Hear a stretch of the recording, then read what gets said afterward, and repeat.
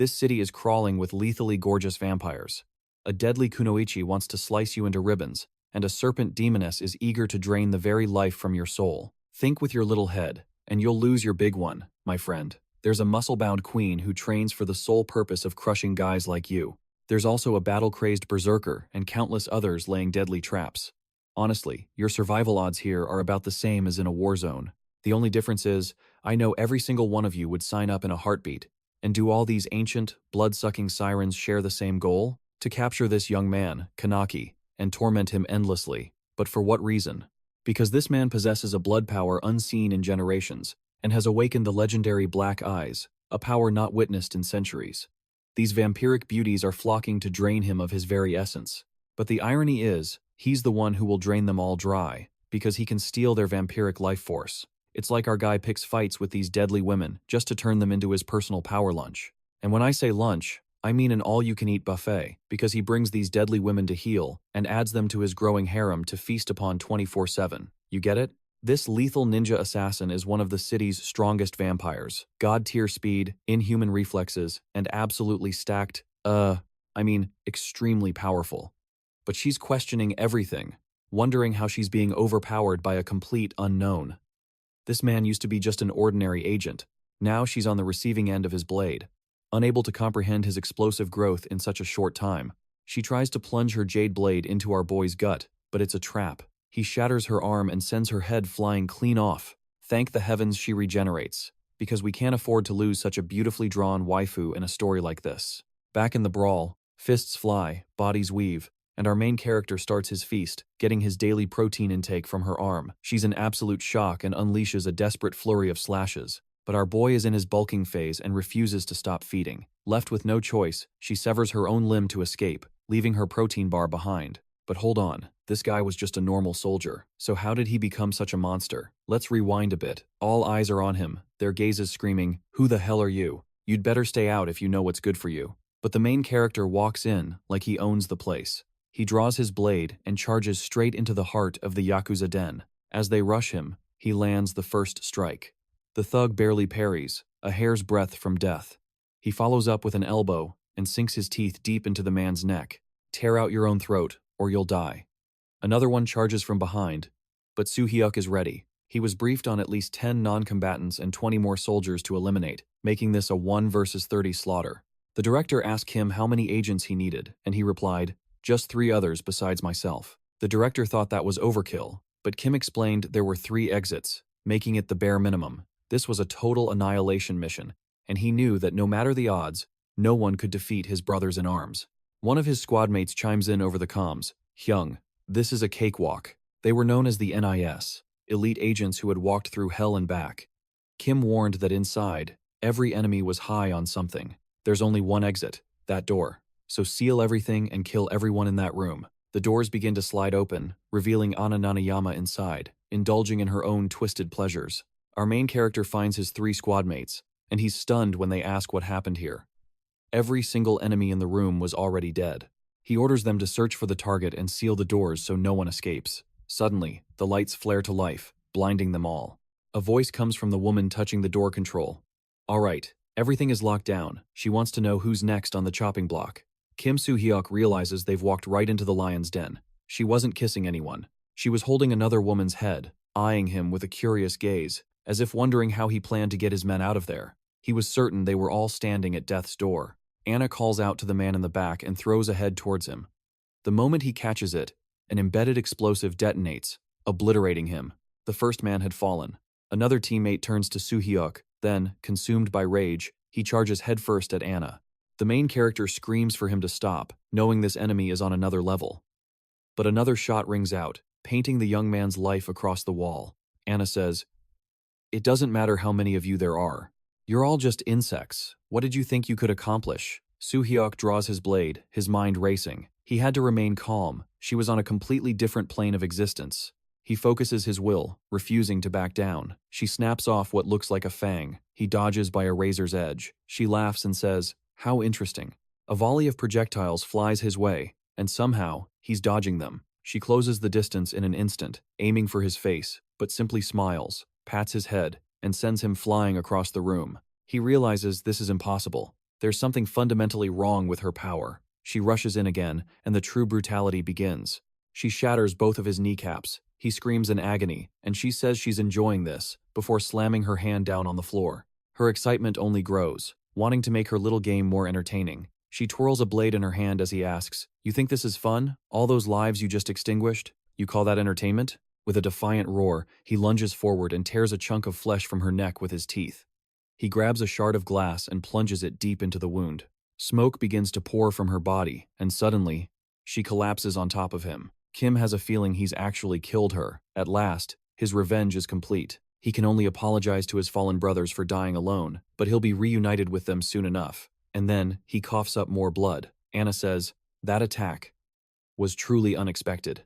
For a mere human, that bite was impressive. The wound on her neck begins to regenerate. He asks, "What the hell are you?" and begins to scream in terror as she tells him not to bother understanding, because it no longer matters. "But at least you're the first one I've found with this much spirit. I hope you can survive this." Whatever that was supposed to mean. She then proceeds to stab him repeatedly as he's dying, and soon after, our boy breathes his last. Anna sighs in disappointment. In the end, you were nothing special, just another pathetic mortal. A moment later, her underlings rush in, frantically asking if their queen is all right. She glances at them, kills one instantly, and orders the rest to clean up the corpses. And yes, she is Japanese. Which is why our main character's life ended up in one of 33 funerary urns. They say death gives life meaning. But what happens when a man simply refuses to die? The surrounding thugs stared in disbelief, clueless about what was unfolding. The one with a cigarette scoffed, "How strange. But don't worry, he's definitely dead." Another chimed in, attributing it to rigor mortis, a mere post-mortem muscle spasm. "How disgusting," he sneered. "He must have some lingering regrets to be twitching like that." He then pressed the burning cigarette into the man's neck, saying, "Enough of this farce. Bury him so he can rest in peace." But the searing flesh healed in an instant, leaving the Yakuza stunned.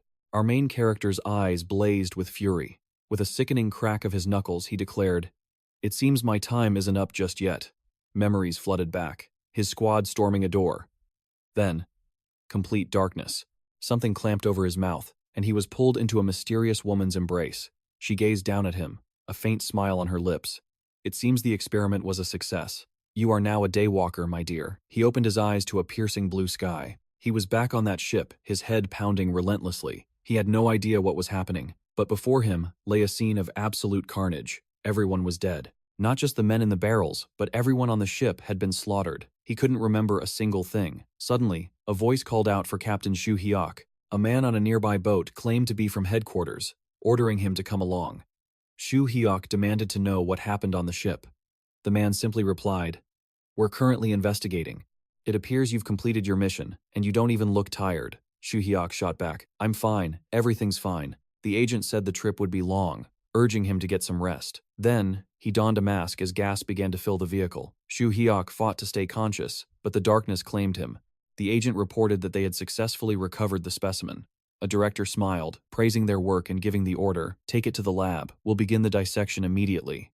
The director was ecstatic, rambling that he'd finally gotten his hands on it. The moment the car stopped, he began shouting impatiently, "Hurry up! Hurry up! Get all the scientists down here to witness this. We have countless experiments to run." But when the masked agent opened the trunk, he froze in horror. Inside were the bodies of Shu Hyok's fallen comrades. And if that was the truth, then the driver was already a dead man. Bullets tore through the glass. There was a reason Shu Hyok was the captain. 3 shots, 3 perfect headshots. The man in glasses, now drenched in blood, couldn't comprehend what had just happened. In a heartbeat, his entire team was lying dead on the ground. A figure stepped out of the car, sending the director into a full-blown panic. He scrambled to get away, screaming into his comms for all units to eliminate that man. But Shu Hyok moved like a machine forged for combat. He had become an immortal predator, his senses sharpened to an impossible degree. They wanted a gunfight, but for him, this was like playing a video game. A round found its mark in one's throat. Another pierced a skull. A third fool charged forward with a knife. He sidestepped the attack, drove an elbow into the man's face, and ended him. 2 more swarmed him from the sides. He weaved back, dodging a stab, grabbing a shoulder, and slamming the thug into his partner before landing another headshot. One goon smashed his face against the car, only to have Shu Hyok sink his teeth deep into his neck. But another, quicker enemy landed a clean shot to his head. A voice called out, All right, it's over. Check the body.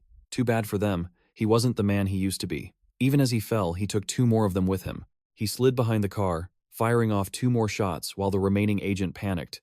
Something's wrong. I shot him in the head. Hu-hyuk disarmed him in a flash, grabbing him by the collar. He snarled that the man would pay for what he did to his comrades. They dedicated their entire lives to this country, and you sent them to their graves. In that moment, he understood. They were sacrificed for this man's ambition, and he was about to show him it was the most foolish mistake of his life. Hu-hyuk realized he should have died 2, maybe 3 times already, yet he remained unharmed. He didn't fully grasp what was happening to his body, but his purpose was clear. He was an agent. His job was to gather intelligence and eliminate targets. The man in glasses began to plead. Captain Hu-hyuk, I can explain everything. There were extenuating circumstances. We were even planning to promote you. Hu-hyuk shot him in the leg and told him to stay put. The man screamed he would answer any question. Hu-hyuk's demand was simple. What did you do to me? The man replied. Isn't it obvious? It was a misunderstanding. Entirely. And bang! Another gunshot. Hu-hyuk warned him the 3rd bullet would find its home the moment another useless word left his mouth. The man on the ground stammered. Even when you should be dead, you come back. Your wounds heal. Right? Some of Anna's subordinates have the same ability. It's how they rose to power in Japan. Although the technology is new to us, we wanted it for ourselves. Hu-hyuk understood, so that's why so many had died recently. The man confirmed, yes, we needed intel, but every agent we sent was killed. So we changed our strategy. Instead of sending an ordinary man, we sent a truly gifted one. That's why you were chosen. When that woman, Anna, set foot in Korea, she brought this new power with her. Imagine it. Now that you have it, you can carry out missions with 0 risk. You're a hero. Hu-hyuk fired another round. The man shrieked, I'm telling you everything. Why did you shoot me? Hu-hyuk replied coldly. Because you keep talking about being a hero, when your real plan was to dissect me on a lab table. He wanted intel on this Anna, but the director kept deflecting, talking about casualties as if they hadn't gathered enough data from all the previous deaths. All those lives, lost to his greed for this technology. If they had acted sooner, they could have saved so many members of his team. Then, the director had the audacity to defend the Yakuza. He claimed they were human too, and anyone who accepts these missions knows the risks. He even said he'd award them medals posthumously. So why was Hu-hyuk complaining now? A vicious kick silenced him. Hu-hyuk roared, Enough! Don't you dare say another word. Now, it's your turn to feel the pain that everyone else suffered, and I promise you, it's going to last all night. Suddenly, a sniper's bullet perfectly struck the knife in his hand. Hu-hyuk knew that bastard wouldn't die so easily. Vehicles swarmed the area, ordering him to drop his weapon, as the director on the ground whined about how long they took to arrive. 30 soldiers aimed their rifles directly at Hu-hyuk. Even an immortal knows better than to be turned into Swiss cheese. He had to find cover, and fast. A hail of bullets erupted, tearing through his body. He collapsed like a side of beef, while the director rose to his feet, laughing maniacally. It's over for you. We'll chain you down and drain every last drop of your blood. Then, we'll deal with that witch, Anna, and anyone who stands in our way. This city will finally be ours. Hu-hyuk, your struggle ends here. A voice cuts through the chaos as a bare-chested man appears, asking if the man on the ground is indeed Hu-hyuk. The enforcer stands up, completely bewildered. She's reporting to a Captain Aka, confirming she's found the targets they were looking for. The boss bellows, "Kill her now!" But she leaps from the roof, landing silently behind them. And before they can even turn around, heads begin to roll. She moves through the crowd like a phantom, every strike a fatal blow. They fire back, but she conjures a shield made from pure blood. She empowers her dagger, deflecting every single bullet with impossible speed. They can't possibly comprehend what they are witnessing. But it's too late. She's already upon them, ready to tear them to pieces. A brutal kick smashes one man's head into another's. Then she lunges, ripping another foe in two. A sniper takes aim and fires a perfect shot. As the bullet nears her neck, she spins in a blur and slices the projectile clean in half. They can't believe it. Who can possibly cut a bullet? But their shock is meaningless as another body is torn asunder. The Crimson Massacre continues, with no one fast enough to even react. A savage bite to a throat. Another head tumbles to the dirt, and she calmly walks towards the leader groveling on the ground. The only thought screaming through his mind is that she is a monster, and this is a nightmare from which he will not awaken. She approaches our main character and kicks him in the head to rouse him. "You're Seo Su-hyuk, correct?" she asks. "Lady Anna has instructed me to bring you back immediately. The crime boss on the floor grinds his teeth, spewing curses so vile I can't even repeat them. She merely informs him that he misunderstands the situation. The issue isn't Times bringing Times him to her mistress. He Times will be dragged Times to her. A desperate clash of blades begins. She even compliments his form, calling him impressive. But he's completely exhausted, wondering if he's lost too much blood. His vision begins to blur. The longer this drags on, the worse his chances get. He has to end this now. She rushes in again, noting that he's lasted for quite a while. Her blade flashes, sending his arm flying through the air as she declares this is the end. A knife plunges into his chest. Come on, girl, relax. I can pin this arm. And now, I've got you. She's in shock. This guy is insane. It's over. He brutally slits her throat.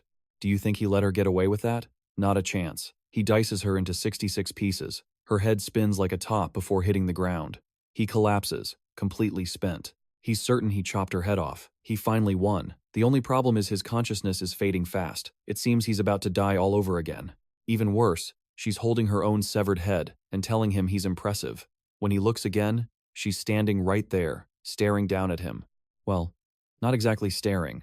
More like face to face. Open your eyes. How can you even see? She takes her severed skull and reattaches it to her body. He's in absolute shock as she tells him Lady Anna will find him very attractive. He wants to do something, but his body refuses to respond. She says he did well, and when he wakes up, he'll meet Lady Anna. He's seething with rage, while she muses that he should be more obedient. It's insane he's even conscious after losing that much blood. In any case, they should head back since it's getting late. As she tries to pull her sword out, he pushes himself deeper onto the blade. She can't believe he's actually standing up. He lunges for another punch, and she says, that's enough. It's foolish to push himself like this. Boom. She slices his arm off as he tries to act tough. At this rate, I will mince you all. Then he smashes his fist right into her mouth. He knocks her mask off, she stumbles back, and he charges. Now he's unleashing everything. And his arm has already regenerated. He slashes wildly. She's forced to dodge but still gets grazed. He leaps into the air again. She's shocked. His recovery speed seems even faster than she anticipated, and then he sinks his teeth into her arm.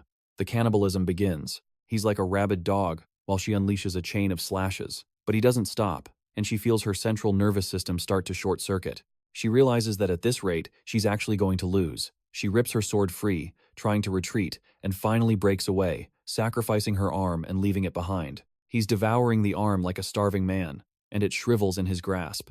Could he have the power to absorb the blood of others? She can't understand it as he roars like a madman. Then he takes a bullet straight to the head. She deflects the incoming shots from the left.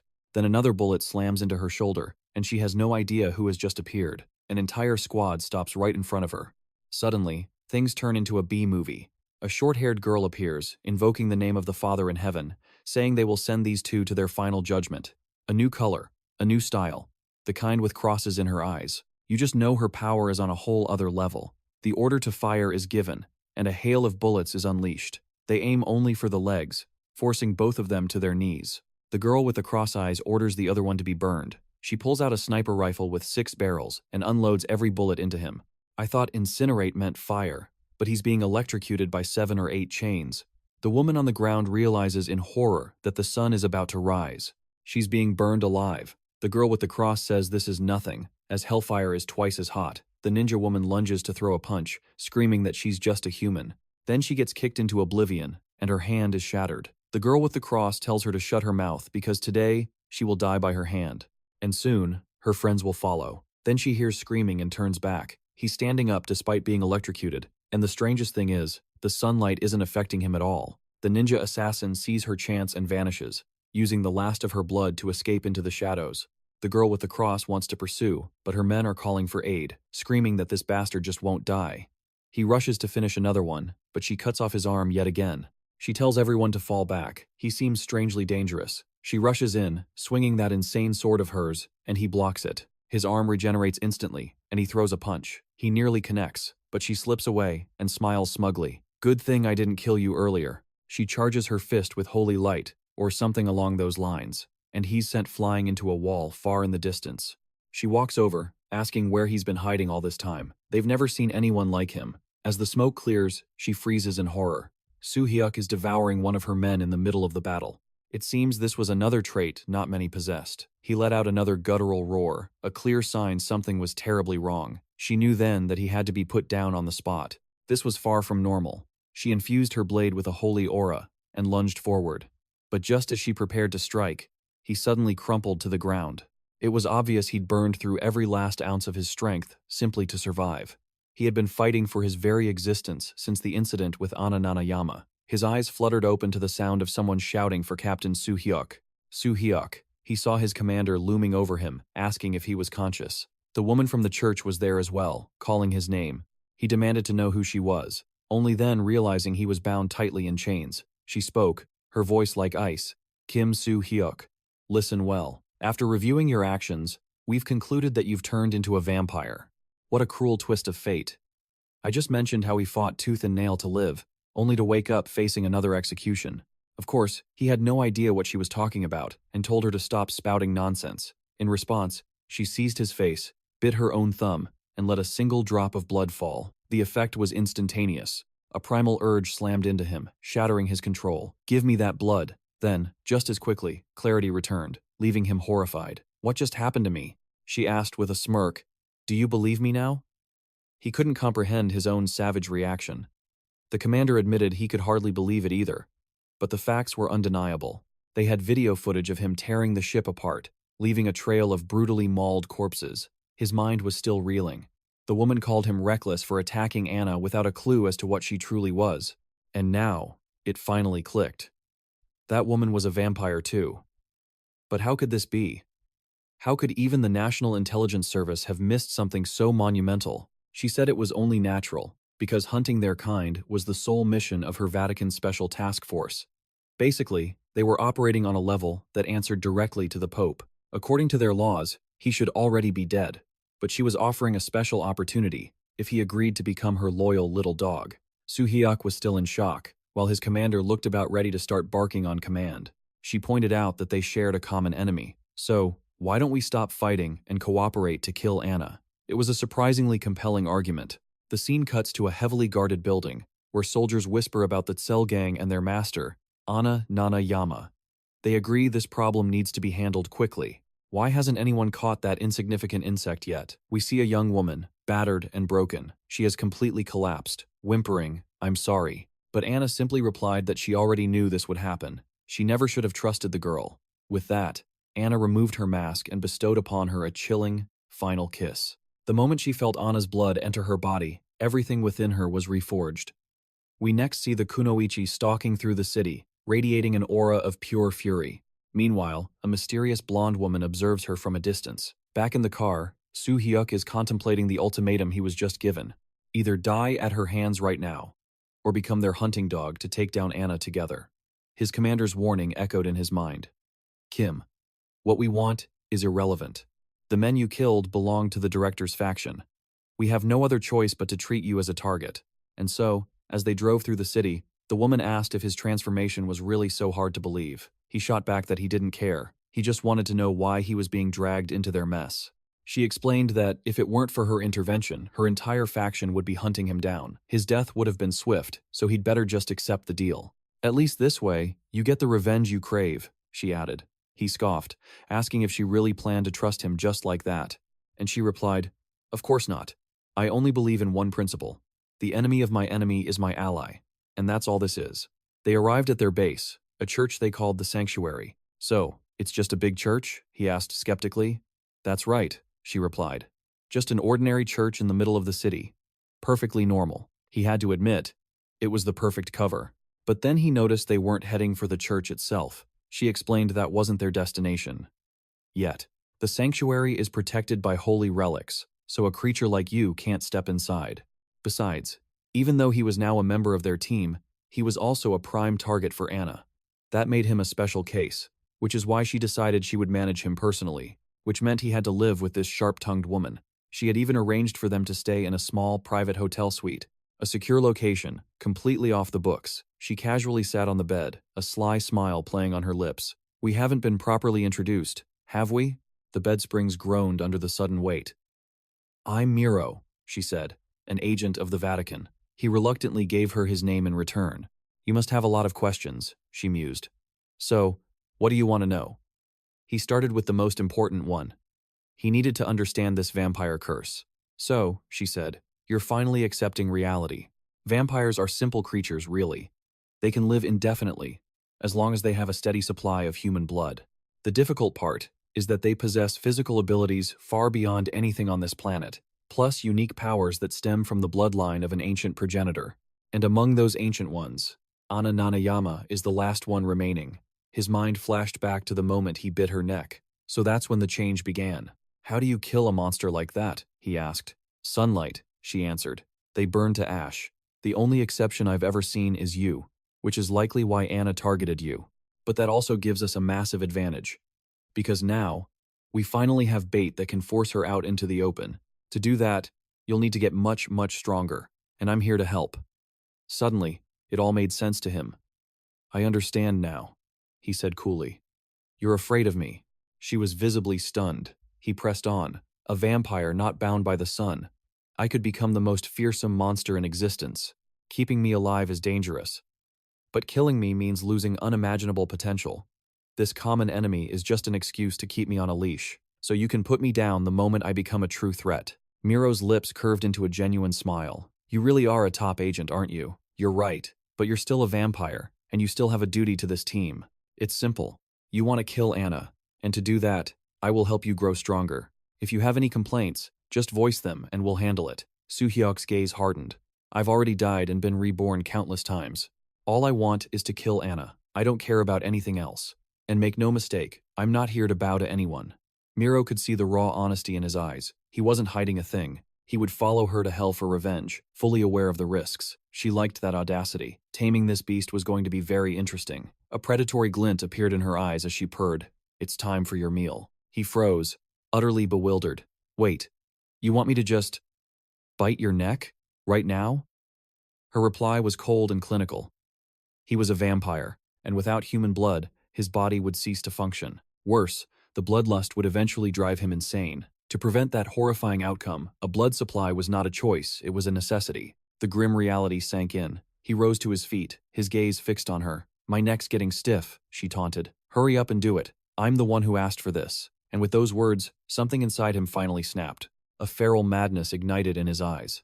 He drank like a man who had been starved for centuries, convinced he would drain every last drop. A fleeting memory of Anna calling him interesting pierced the haze, before he recoiled in horror, shoving her away with all his might. What in the world was wrong with him? He hadn't even bought her dinner first. He could only wonder in terror. He had his primal instincts already taken control. Incredibly, she just headed for bed, not even bothering to wipe the blood from her neck. "You have a busy day tomorrow, so get some sleep," she said flatly. Then she turned, her voice dropping to a chilling whisper. "And if you hesitate like that again, I'll kill you." Staring at the fresh bite marks on her skin, a dark thought crossed his mind. Was this his new daily routine? But he clenched his fists, steeling his resolve. All of this was a necessary evil for the sake of his revenge. His body may be a monster's, but his heart was still human. His fallen brothers could finally rest in peace, because he would personally drag that damned woman to the depths of hell. He lay down, preparing for sleep, but he noticed Miro seemed a little strange. The moment you see the cross reflecting in her eyes, it becomes obvious. Her mind was racing. Why is this man sleeping here? And why is he so close to me? Then it dawned on her the other door, leading to a separate room. Had she forgotten to mention it to him? How could he just lie down so shamelessly without a second thought? This was unbelievable. She was a holy maiden. She couldn't possibly share a bed like this. A deep blush crept up her face as she muttered, "So this is the kind of man Soo-hyuk is. A total pervert, his mind filled with wicked thoughts." He, meanwhile, was sleeping soundly, completely oblivious, while she felt like she was about to explode. She turned away, desperately trying to calm herself. She began reciting a prayer. "Our Father, who art in heaven, hallowed be thy name." But he just lay there. Suddenly, he stirred in his sleep like a lazy vampire and slapped a mosquito resting right on her stomach. She was already at her breaking point, and that was the final straw. Her fury erupted, and as fate would have it, they immediately threw down. The scene shifts to an employee-only parking lot. The tough-looking girl began her lecture on how to kill a vampire. "Conventional weapons," she stated, "are completely useless." She explained there are only two truly effective methods, sunlight and silver. A mere touch of either will burn their flesh like acid. And if you use a silver weapon to sever their head or destroy their heart, a vampire will die permanently. In that instant, our main character understood. That was why the woman whose head he'd ripped off was still alive. So, that's the principle of it, Miro concluded. Any other questions? He wanted to ask something entirely different. All right. You said your name is Miro. So, I'm sorry about last night. I was dreaming, and I thought I was being loyal. But she cut his apology short with a fist flying straight at his face. Still, as a highly trained agent, he remained perfectly calm. He raised a hand, blocking the blow. What the hell do you think you're doing? He demanded. She glared back, her eyes blazing. Cut the nonsense. We're here for training. You've grasped the basics, so we're starting for real, right now. What you lack is actual combat experience against inhuman beings. No matter how strong you were as a special agent, you now have a vampire's power on top of it. If you understand, get into position. If you don't, you're in for a beating. And she punctuated her sentence with another sharp punch against his arm. He used to think no human could possibly be stronger than a vampire. He truly believed that lie, only to realize now that he was just a frog at the bottom of a well, staring up, completely blind to the reality of the world. And so, the poor guy was beaten to a pulp, unable to even track her blindingly fast movements. Spitting a mouthful of blood, he growled, "I can take it," and charged our tomboy saint once more. She just stood there and said, "A slight improvement, but you're still far too weak." Just then, a man opened a nearby door, calling for Miro. She shot back, "What is it?" He apologized for the interruption, but said she was needed at the sanctuary immediately. She seemed a bit suspicious, but agreed. "All right, it's probably just to get things ready for our departure." She turned to our main character. "I'll be back soon. You wait here. I have to say, of all the stories out there, this is one nun who knows how to dress except when she's at home, but we can't really fault her for that." Draped in her sleek black cloak. "Is that a giant sword she's carrying on her back?" "Yes, it is. But you have to admit, she looks incredibly cool." She asked why she was summoned to the sanctuary, but the man replied that no one had told him the details. Miro knew that only a select few held the authority to summon her like this. It seemed they had finally arrived. A car's headlights sliced through the darkness as it sped away, but from a distance, she was being watched. One of the figures sniffed the air, a strange scent, he hissed. "I've found him." There, looking impossibly cool after getting thrashed, stood that damn bastard, 𝑰𝒴𝒴𝒆. Back at the church, she announced her arrival. "Bishop Miro is here. What business brings you to this holy sanctuary?" The man standing with his back to her turned and said, "It is an honor to meet you, Bishop." He thanked her for her hard work, saying they were grateful for everything she'd done. Then his tone shifted. "Now, let's skip the tedious formalities and get straight to the issue at hand. You brought a vampire to this place, didn't you?" She just stood there, observing him. Damn it. Just when it was getting intense, the scene cuts away. Now, it looks like we're in a hotel lobby, filled with a well-dressed crowd as someone welcomes the guests. A man approaches the front desk asking to check in.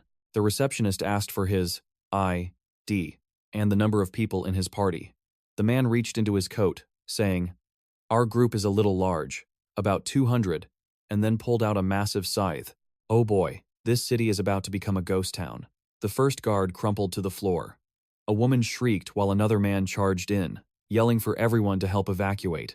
He declared it was better if he handled this himself. Then, a bright light flashed from behind him. He looked toward the entrance, where a convoy of cars was screeching to a halt. Oh no, limousines smashed through the glass facade. The Yakuza stepped out, and now it was a 3 versus 200 showdown. They roared, asking how these bastards dared show their faces here, before one was struck square in the chest. "We're screwed." The man began to regenerate. "It's impossible. All of them are vampires." One of them staggered forward, drool dripping from its lips, and just like that, it was over. The battle ended in the blink of an eye. The man lay dead on the floor. Someone sneered that cooperating with the Vatican was a foolish mistake. "𝒔 is definitely around here," a voice commanded. "Since they're under the effects of that thing, it won't be a problem." Then, our female ninja gave the order to bring him in immediately, and the entire gang rushed off. She glanced to one side and ordered someone to destroy the control room, and then regroup with the others. A primal, blonde-haired woman named Coco moved with a wild grace, announcing she was going to feast until she burst. She pulled her jacket tight, promising to see them later before vanishing. The female ninja watched her leave, just as someone else ascended to the 18th floor. She knew Miro was gone, leaving only the weaklings behind. Still, she moved with caution, bringing along underlings already under her spell. Failure was not an option. But then, her expression warped in horror as she found every assassin she'd sent was already dead. She couldn't comprehend how they could have been defeated. Just then, A voice echoed from the shadows behind her. It's been a while. She spun around to find the main character standing there. He asked calmly if she was looking for him. The game was up. He knew she was a vampire. The scene then cuts away to a church. Miro was listening to a report, finding it hard to believe a vampire was on a Vatican team. He didn't doubt her judgment, but she would have to explain everything at the next bishop's meeting. It seemed she had already witnessed something profound. She simply replied, yes. After 3 months of surveillance, she had found no risk factors in the man. He had diligently followed the Vatican's training regimen. Wait, it's already been 3 months? Would he lead their squad to salvation or to ruin? She still didn't have an answer, but she had seen it with her own eyes. A red-eyed vampire, capable of standing under the scorching sun. Back in the present, that same man radiated a chilling aura, declaring that today, they would settle this. The ninja could only gasp that this was madness. She was being completely overwhelmed. Slashes marked her arms and legs. She couldn't believe he'd grown so powerful in such a short time. What have you done? She demanded. He simply replied that he was about to repeat her own words back to her. You held out well, but this is where it ends. With a sweep of his leg, he sent her crashing to the ground and moved in for the final blow. She braced for impact, but the blade stopped inches from her face. His body was trembling, and she couldn't understand why he'd stopped. It seemed his power had completely drained him, leaving his body immobile. Or maybe, it was because a new player had just entered the field, announcing that everyone was gathered. A monstrous viper appeared out of nowhere. A woman emerged, and her presence devoured the room. The outfit she wore left nothing to the imagination. This was the captain of Squad 5, the infamous Katarina. Kim wondered if his sudden paralysis was her doing. The ninja ordered Katarina to take the boy down. But Katarina merely chuckled, telling her to relax. No one gives me orders, she purred. Besides, I was going to take him down anyway. Suddenly, her viper struck with blinding speed. It shot past the main character, coiling around the female ninja and crushing her in its grip. The main character was stunned. She wasn't here to help her supposed ally. He demanded to know why, and she just smiled. Because I want to. A toy that never breaks, she mused. Yes, that is exactly what I've been looking for. Human men, no matter how handsome, eventually wither and die. That's why I've always wanted a vampire of my own, and I never expected to find one like you. She beckoned him closer, and his body moved against his will. What in the world was happening? He dropped his knife, realizing she must possess some kind of mind control. She forced him to move around, declaring he would be a good slave who acts on her every whim. Now, what do you have to say to that? She licked his face, whispering that she wanted him for eternity. The ninja gasped that Anna would never allow this, but Katarina replied that Anna had already agreed. As long as Katarina guaranteed Suhyok's safety, nothing else mattered. All Katarina had to do was eliminate the ninja and her useless friend.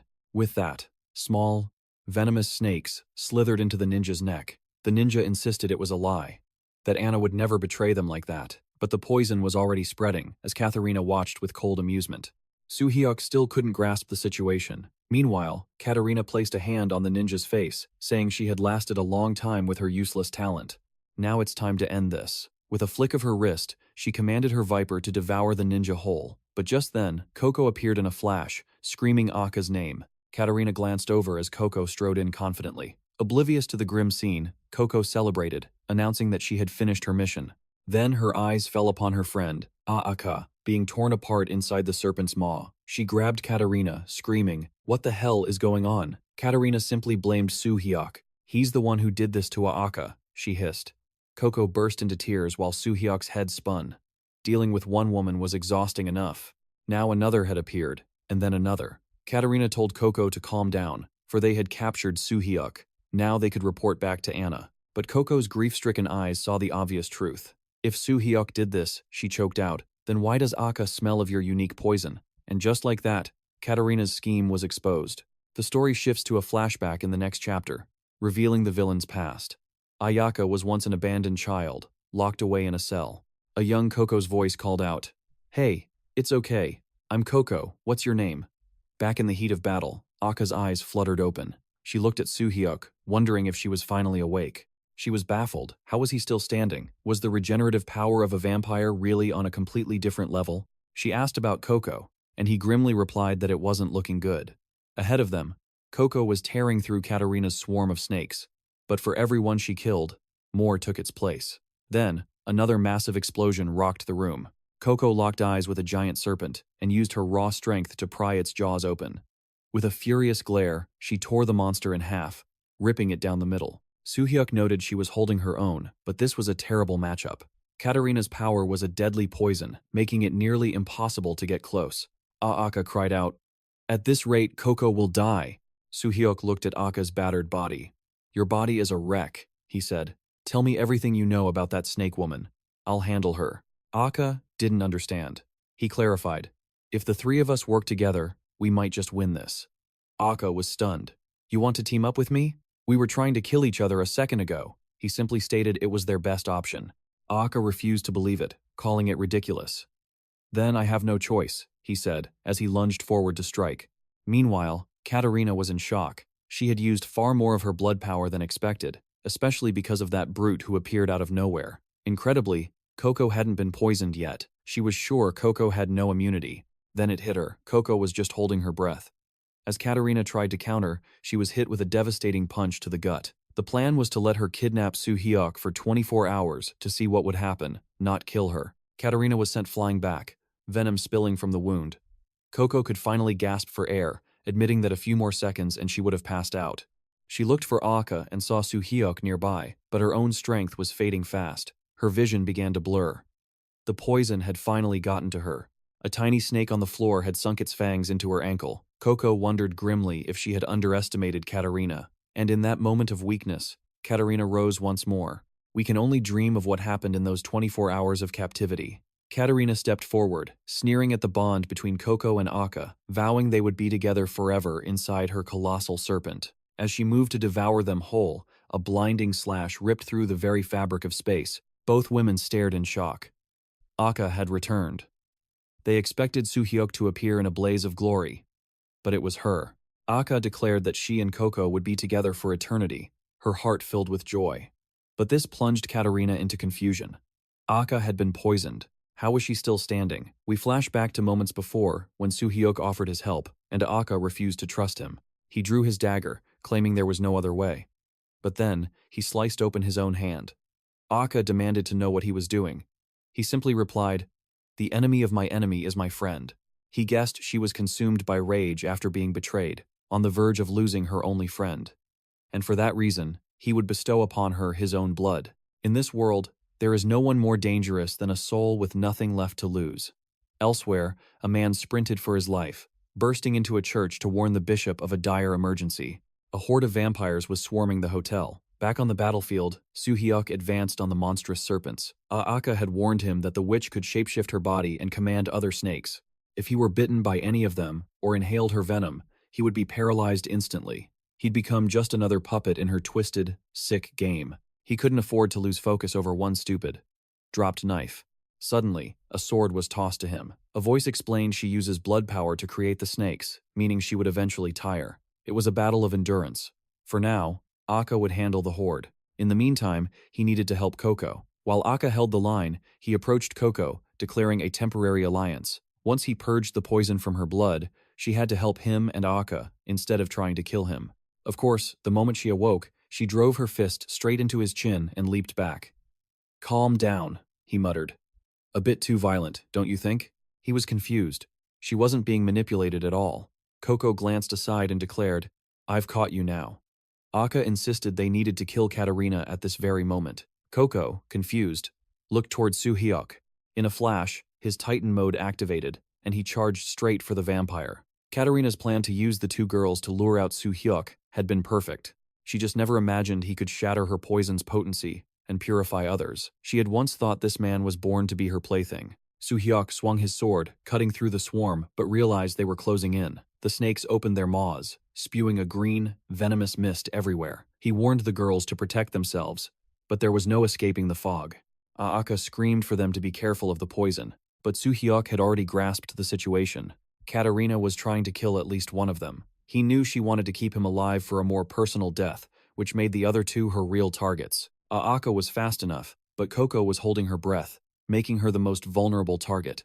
At that moment, Katarina lunged, screaming that Coco dared to get close to her man and would now pay with her life. A serpent shot forward, but Aka threw herself in its path, allowing herself to be swallowed whole. Coco screamed Aka's name in pure terror. Just then, our main character appeared, his sword flashing in an instant as he pulled her back. He urged Aka to hurry, telling her they were out of time as he prepared to give her more of his blood.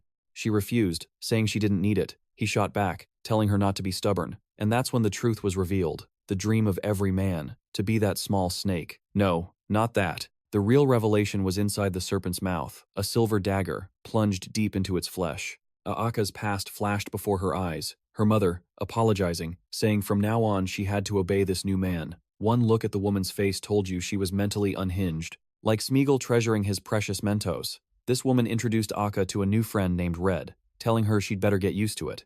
An injection was forced upon her, and she began to convulse in agony as blood pooled everywhere. She was forced to endure daily injections and horrific experiments. The people in that place grew more monstrous by the day, until one by one, they all fell. It became so horrifying that she thought it better to become one of the corpses, to freeze to death and disappear forever. That was when she met a 16-year-old Coco, and was stunned to see that the girl could still smile. Of course she could. This girl was completely insane. At best, she only had half a brain left. But for Aka, that made things a little more interesting. Sadly, the joy was short-lived, as she was dragged back to the endless cycle of experiments and pain. But when she returned to their rat hole of a cell, at least she had someone by her side.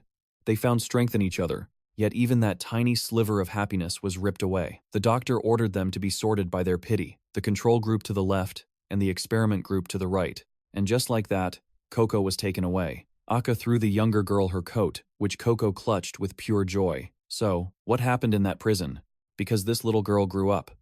She was moved to a different group, where she stumbled upon Coco once again. Naturally, she was overjoyed. It was like, "You're alive! I never thought I'd see you again." But Coco's mind was shattered. She didn't even remember who Aka was. So, Aka had to reintroduce herself and save the girl. The very same girl who had saved her in the past. Together, they survived that hell. They became an imperfectly perfect duo. Aka was the intelligent but weak one. Yes, I disagree too. Coco was insanely strong but mentally unstable. The demonic vampires called them useless humans, questioning why their lives were even spared. They should have been executed, and that's how another hell began. Aka wanted to die, but she was forced into hours of brutal training every single day. And I'm not talking about some flashy training montage for show. She truly pushed herself to the brink. She knew if she didn't meet their expectations, she'd be discarded. But all she wanted was to live by Coco's side. For that, she was willing to endure any humiliation. Back in the present, our hero shares his blood, telling her he knows what it feels like to be thrown away after giving your all. Her vision blurred. She realized 𝒐𝒆'𝒔 was the first person to ever truly understand her. She never thought that understanding would come from an enemy. To survive, her hands had been stained with blood countless times. I mean, her mouth too. But in the end, it was all for nothing. Despite it all, she says that, if it's 𝒐𝒆'𝒔, maybe it's okay. She then removes her mask, calls his name, and whispers something we aren't allowed to hear. A deep, dark secret. And as he stood there, stunned, she offered him a feather-light kiss. But her body was already failing her. There was no warmth, no life in it. She whispered her thanks. And then, her body went limp. She thanked Coco for everything they'd shared, and began to dissolve into dust. Aka was gone, leaving Coco to scream in a torrent of grief and despair. And just like that, an ally had fallen. But the main character had no other choice. He would now have to surrender to Catherine for 24 hours. Because there she stood with a cruel smirk, mocking how Coco fought her whole life to save a friend, only for that friend to die because of her. Now they surely understood just how futile resistance truly was. "Come now," she purred. "I swear I'll take excellent care of you." But 𝒐𝒆'𝒔. Could he believe a single word she said? I don't know if I can trust that. Or can I? The main character knew what he had to do, recalling Aka's last words to him. Wait, am I just talking to myself right now? This lunatic. But then Coco slammed her fist on the floor, screaming for them to bring Aka back. She charged headfirst towards Catherine. The vampire queen remained calm, a chilling smile plastered on her face. Suddenly, a flash of golden light erupted, and Coco struggled to break free from its power. Everyone was stunned, and from that brilliant radiance, you can guess who just arrived. The Vatican, the main character thought. They had finally come, along with Miro's blindingly bright halo. He even muttered about why she had to be so ridiculously bright. He was about to say that the girl wasn't an enemy, but a bullet nearly planted itself in his forehead. For real. They were targeting him too. A voice declared that the place was swarming with vampires, but not to worry. And it seemed another holy maiden had made her entrance. The girl blushed and winked with her cross-shaped eye, announcing that she was here to purify every last one of them. An attack of divine power, and an eye bearing a cross. Catherine didn't have a single doubt about what kind of being she was facing. The dark blonde girl taunted them for daring to attack a hotel run by the Vatican, but Catherine, who could have captured Soo-hyuk in an instant, simply called her a fool for bringing so many puppets. The main character yelled for everyone to hold their breath, warning that if they inhaled it, they would become her slaves. At the same time, a colossal serpent lunged toward the smiling blonde girl. The creature smashed into a divine barrier. She raised her hand, saying she would handle this. A blast of light exploded outwards, and all that remained was the serpent's head. Soo-hyuk was thoroughly impressed. She handled it with such ease. The girl with the halo then roared, "Who's next?" But amidst the green smoke, the serpent woman had vanished. The main character realized the only thing left behind was that damn snakehead. Now, the newly arrived blonde was confused, asking where the serpent woman had gone. Soo-hyuk was still processing things while one of her men tried to reassure the bishop that they'd find her soon. And Soo-hyuk suddenly realized it was that girl's massive light explosion that gave the serpent woman the perfect cover to escape. The girl's expression changed, revealing yet another person who wasn't all there. She smiled sweetly, saying, "Now I understand. Thank you so much. Excellent. We must give chase. So here is what we will do. We will kill these two." Instantly. The main character pulled Coco aside, narrowly dodging a hail of bullets. He took cover behind a pillar, trying to explain that he wasn't their enemy. He was Miro's ally. But the blonde man retorted that the Vatican doesn't negotiate with vampires, making his claim sound like a pathetic joke. Then, the main character realized his presence in the hotel hadn't even been reported to these people. How could he possibly get out of this peacefully? Her eye began to glow intensely as she commanded him to prove it. So he mentioned room 1701, and she asked what he meant. He said it was the room where he had been living with Miro. Suddenly, she retracted her power, completely panicked. What? My warrior? What in the world is she imagining? Oh my god, that imagination is running wild. The artist is going to have a hard time with this one. That crazy girl was so agitated she got a nosebleed. She demanded to know how long and if he had proof. And he replied, "Yeah, for a while now. And today, Miro is wearing black panties." And just then, Miro was approaching the building, and she saw the cars parked at the entrance. She broke into a run, realizing those damn vampires had taken advantage of her absence. Now, she was beyond furious, certain that everyone was dead. She stormed inside with her sword drawn, searching for Soo-hyuk. And then she saw the vampire. Our main character was just standing there, holding Coco in his arms. It seems this was just moments after he had told the blonde girl his little secret, who was still standing there like a statue.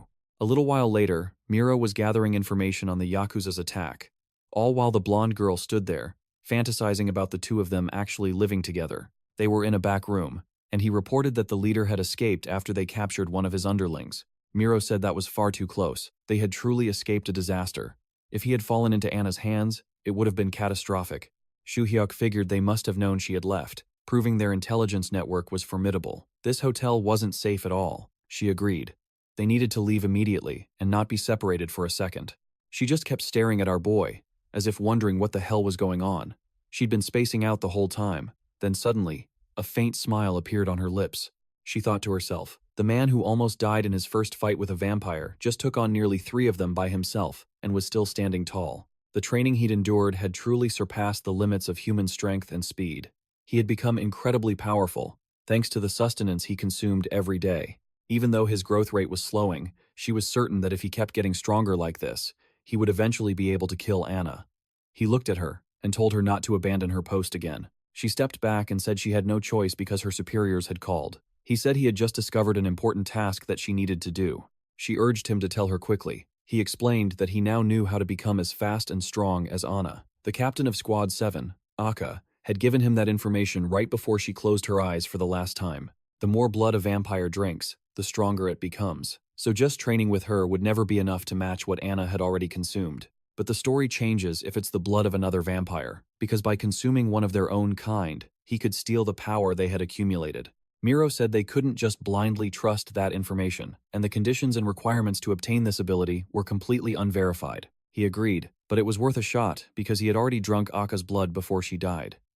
And in the moment those bullets flew towards him, he felt as if they had slowed to a crawl. In that single moment, he felt a new power awaken within him. They say Anna has 7 vampire captains under her command, and now, he knew exactly what his mission was. He had to drink the blood of every last one of them.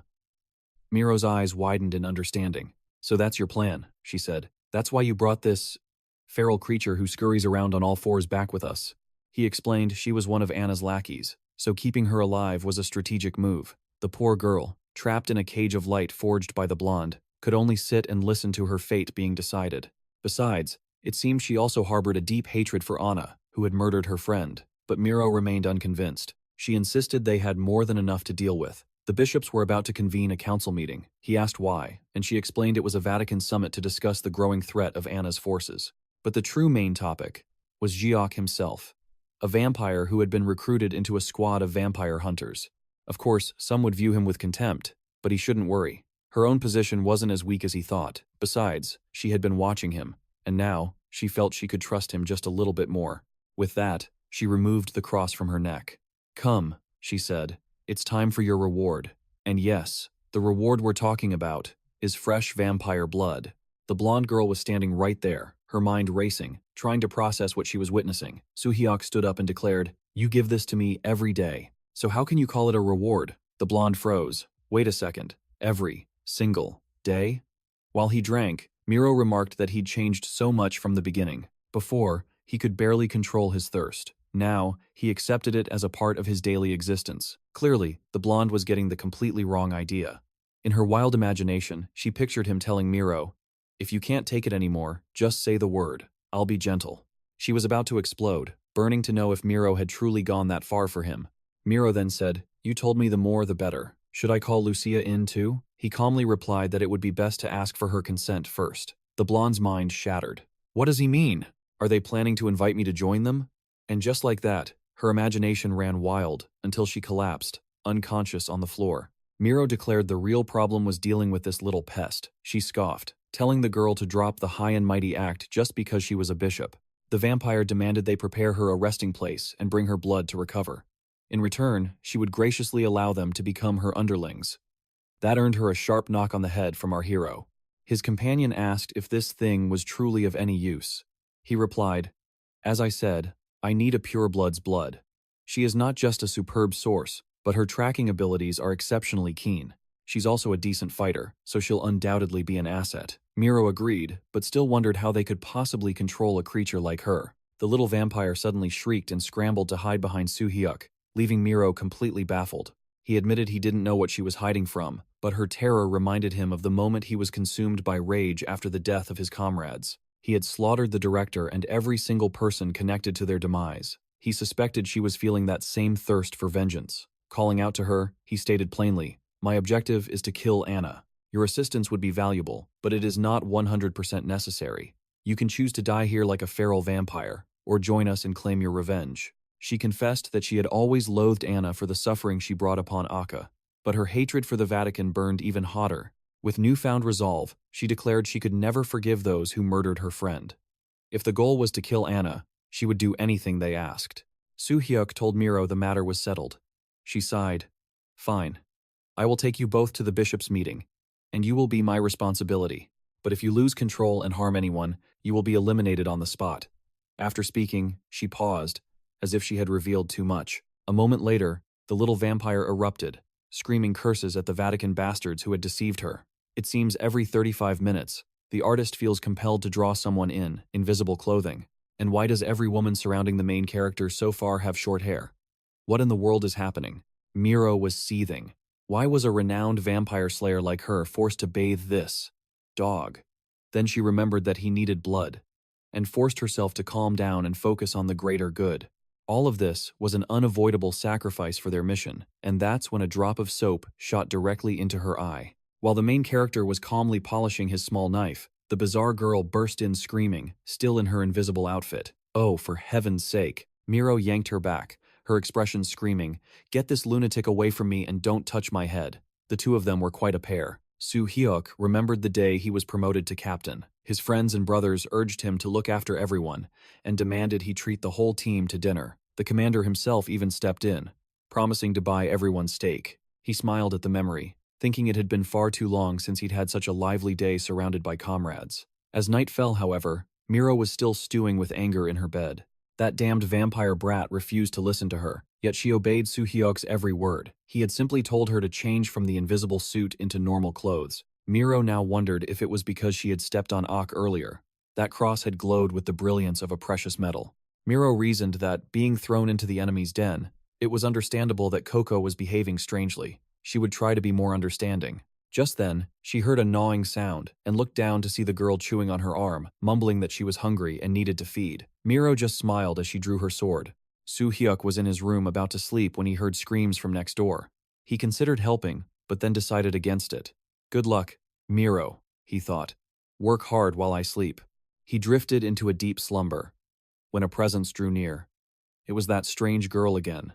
She seemed a bit unhinged and had started speaking as if he already belonged to her.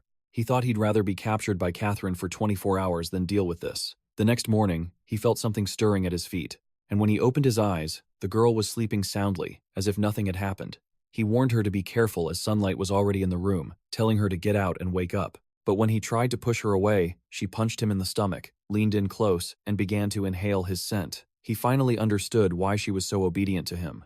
𝒂𝒑's blood flows through you now, so her scent clings to your very being. With no one else left to turn to, you're her last remaining pillar of hope. So you echo the same words of comfort your commander once gave you, whispering that everything will be all right. The scene shifts to another part of the fortress, where our main character is deep in his daily training. Miro throws a vicious right hook, but he weaves past it effortlessly and counters with a swift strike that catches her right on the lips. She barely manages to parry, impressed that his reflexes have sharpened considerably. He credits 𝒂𝒑's blood for his newfound speed, and a smirk plays on Miro's lips. Good. That means I can make full use of you. He questions her meaning. Her expression turns serious. Today is the day of reckoning at the bishop's conference. Your existence has been kept in the shadows until now, but today, they will pass their final judgment on you. And what happens if they don't approve? He asks. Her answer is chilling. Then you will be executed where you stand. But don't worry, she adds, her eyes gleaming. I believe in your potential. You're more than just bait to lure out the vampire scourge. You're evolving fast enough to challenge even Anna's elite captains. She probes, asking if he feels any fear. A confident smirk spreads across his face. I never feared mortals, even when I was one of them. So just imagine my power now, as one of the damned. For me, destroying Anna is an inevitability. Their blood feud runs deep, and it's time to settle the score. So let's get this pathetic conference over with. She smiles, impressed by his dark resolve. The grand doors swing open, and their party steps out into the hallowed halls. Soo-hyuk understands his position perfectly. In their eyes, he is a demon, no different from Anna. The only question is, who is using whom? Will he be the Vatican's tool, or will they become his? In the end, all that matters is his vengeance. 2 of the 7 captains have already fallen by his hand. 5 more to go. The scene cuts to the seductive Catherine. She's relaying her thoughts to the vampire queen, Anna. Anna demands to know the outcome, and Catherine reports that 𝒂𝒑's death is confirmed, and Coco has been taken by the Vatican, but Anna dismisses them with a wave of her hand. I couldn't care less about those insects. Her focus is solely on Soo-hyuk's progress. Catherine confirms their predictions. He's growing stronger, exponentially. He even neutralized the very poison I used to turn him. A wicked smile graces her lips. Soon he will come to us on his own, a perfect, willing pawn. For now, we simply need to watch our plan unfold. So there you have it. Our hero is being played from all sides. He's about to walk into the lion's den, brimming with confidence, but a brutal reality check is waiting for him. They finally arrive at a grand cathedral, a place he recognizes from a distance. Miro explains that the towering structure is merely the surface. Directly beneath us lies the holy sanctum, and deeper still, the heart of the Vatican. It seems they built their fortress straight into the earth, like a sprawling, holy burrow. He growls in annoyance. I understand the need for precautions, but did you really have to bind me in these holy steel chains? Theoretically, these restraints shouldn't even affect him. Just calm down, Miro sighs. Believe me, your situation is far better than Coco's. Just then, a voice calls out from behind them. Miro, is that your pet vampire? Miro's face lights up in recognition. Dominic, it's been too long. He asks how she's been. And this must be Soo-hyuk, the former special agent who wishes to join our holy ranks? He remarks on how unusual it is for one of his kind times to seek sanctuary here. He might look intimidating, but his words seem friendly enough. He claims Soo-hyuk will be a powerful asset to their forces. Miro agrees, confirming his invaluable help on their last mission. Of course he was helpful, Dominic smirks. He'd be perfect for weeding out the weaker links, since his true desire is to see every last vampire burn. He catches himself. stopping mid-sentence and raises a hand in a mock apology. He takes his leave, saying he looks forward to seeing them at the conference. Hild, he calls out. A girl with a vacant smile is standing nearby. She greets Miro, promising to see her later. Her eyes then drift to Soo-hyuk with a flicker of confusion. She gives a hesitant wave before quickly scurrying away. Miro warns him to get used to it. To everyone else in the Vatican, you are nothing but a monster. This place is crawling with people like Dominic, and some of them are far more hostile. Right on cue, someone comes rushing towards them. Miro turns to see Lucia, and you can already see her wild imagination taking over. No doubt her mind is already conjuring up some scandalous scenarios. Come on, artist, get that pencil sharp, for heaven's sake. But yeah, it's pure chaos in that head of hers. Locked in a tight embrace, Miro grumbles about seeing her too often. Lucia's eyes dart to the main character before she asks Miro if she's seen someone named Cecilia. She warns Miro to be on high alert. This woman, she despises vampires more than anyone alive. It won't matter that he wants to help. To her, he is an abomination that must be purged. And speak of the devil, the bishop from Moscow has arrived. Miro thanks her for the warning but dismisses the concern. She just has strong convictions, and she is every bit as formidable as her title suggests. However, Soo-hyuk, her words are cut short as a brilliant blue arrow of light streaks towards our main character. In a flash, Miro draws her blade and parries the attack. Lucia scrambles for cover as Miro roars, "Which one of you bastards dares to attack?" The Bishop of Moscow, Cecilia, descends upon them. She declares coldly, "I am merely carrying out the sacred duty of my office." Miro demands, "What in God's name do you think you're doing?" Cecilia shot back that she wasn't the type to stand around and protect a vampire. Tying her hair up, she declared, "This is enough. Everyone, stand aside. I will end this now." Lucia tried to de-escalate, explaining they were here under the Cardinal's orders, but Cecilia retorted that she, too, was here to carry out her own mission. A dangerous smirk plays on Miro's lips. This should be fun. And what if I refuse to move? With a battle cry, Cecilia lunges forward. "Then you have been warned." Lucia begins to chant a support spell, but Miro stops her. "It's fine. I'll simply return the favor in kind." A golden beam of light erupts from her weapon. Two holy greatswords clash with thunderous force. A cross-shaped glint flashes in both their eyes. And you know what that means. An epic explosion rocks the cathedral. Lucia throws up a holy barrier, crying out, "Miro, are you all right?" Then, a new figure emerges from the dust. A red-haired woman demands, "What is the meaning of this commotion?" Both combatants freeze in their tracks, and even our main character is left speechless. Just who is this woman with such an overwhelming presence? Lucia and the others immediately drop to one knee. "Your Eminence, Cardinal Helena. And let's be real, doesn't she give off the exact same aura as the vampire queen Anna? I'm calling the plot twist right now. What if she is times Anna in disguise? I don't know, maybe it's a long shot, but you feel it too, don't you?" Cecilia is already stammering out an apology, but Helena simply says, "It's quite all right. One look at him, and I can understand your reasoning. Now, let us proceed to the conference chamber." Cecilia warned Miro that today was the day of his execution, and he would die by her hand. But our main character remained unfazed, simply staring back and beckoning Miro closer. They're making such a big fuss, but we all know I can't die. So let's skip this part. Tell me, what's all the commotion about today?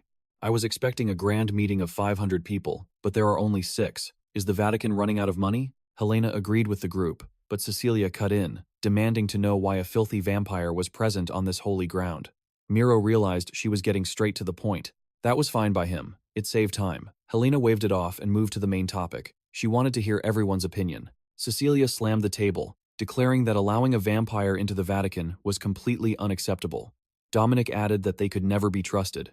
He argued they only act on their instinct for rage. Hyle hesitated, saying she had no strong opinion. They then turned to Lucia, asking what she thought of the boy. She recounted their first meeting during the hotel attack. Soo-hyuk had risked his life to defend his position. He even tried to help his allies, but they attacked him out of ignorance, forcing him to flee.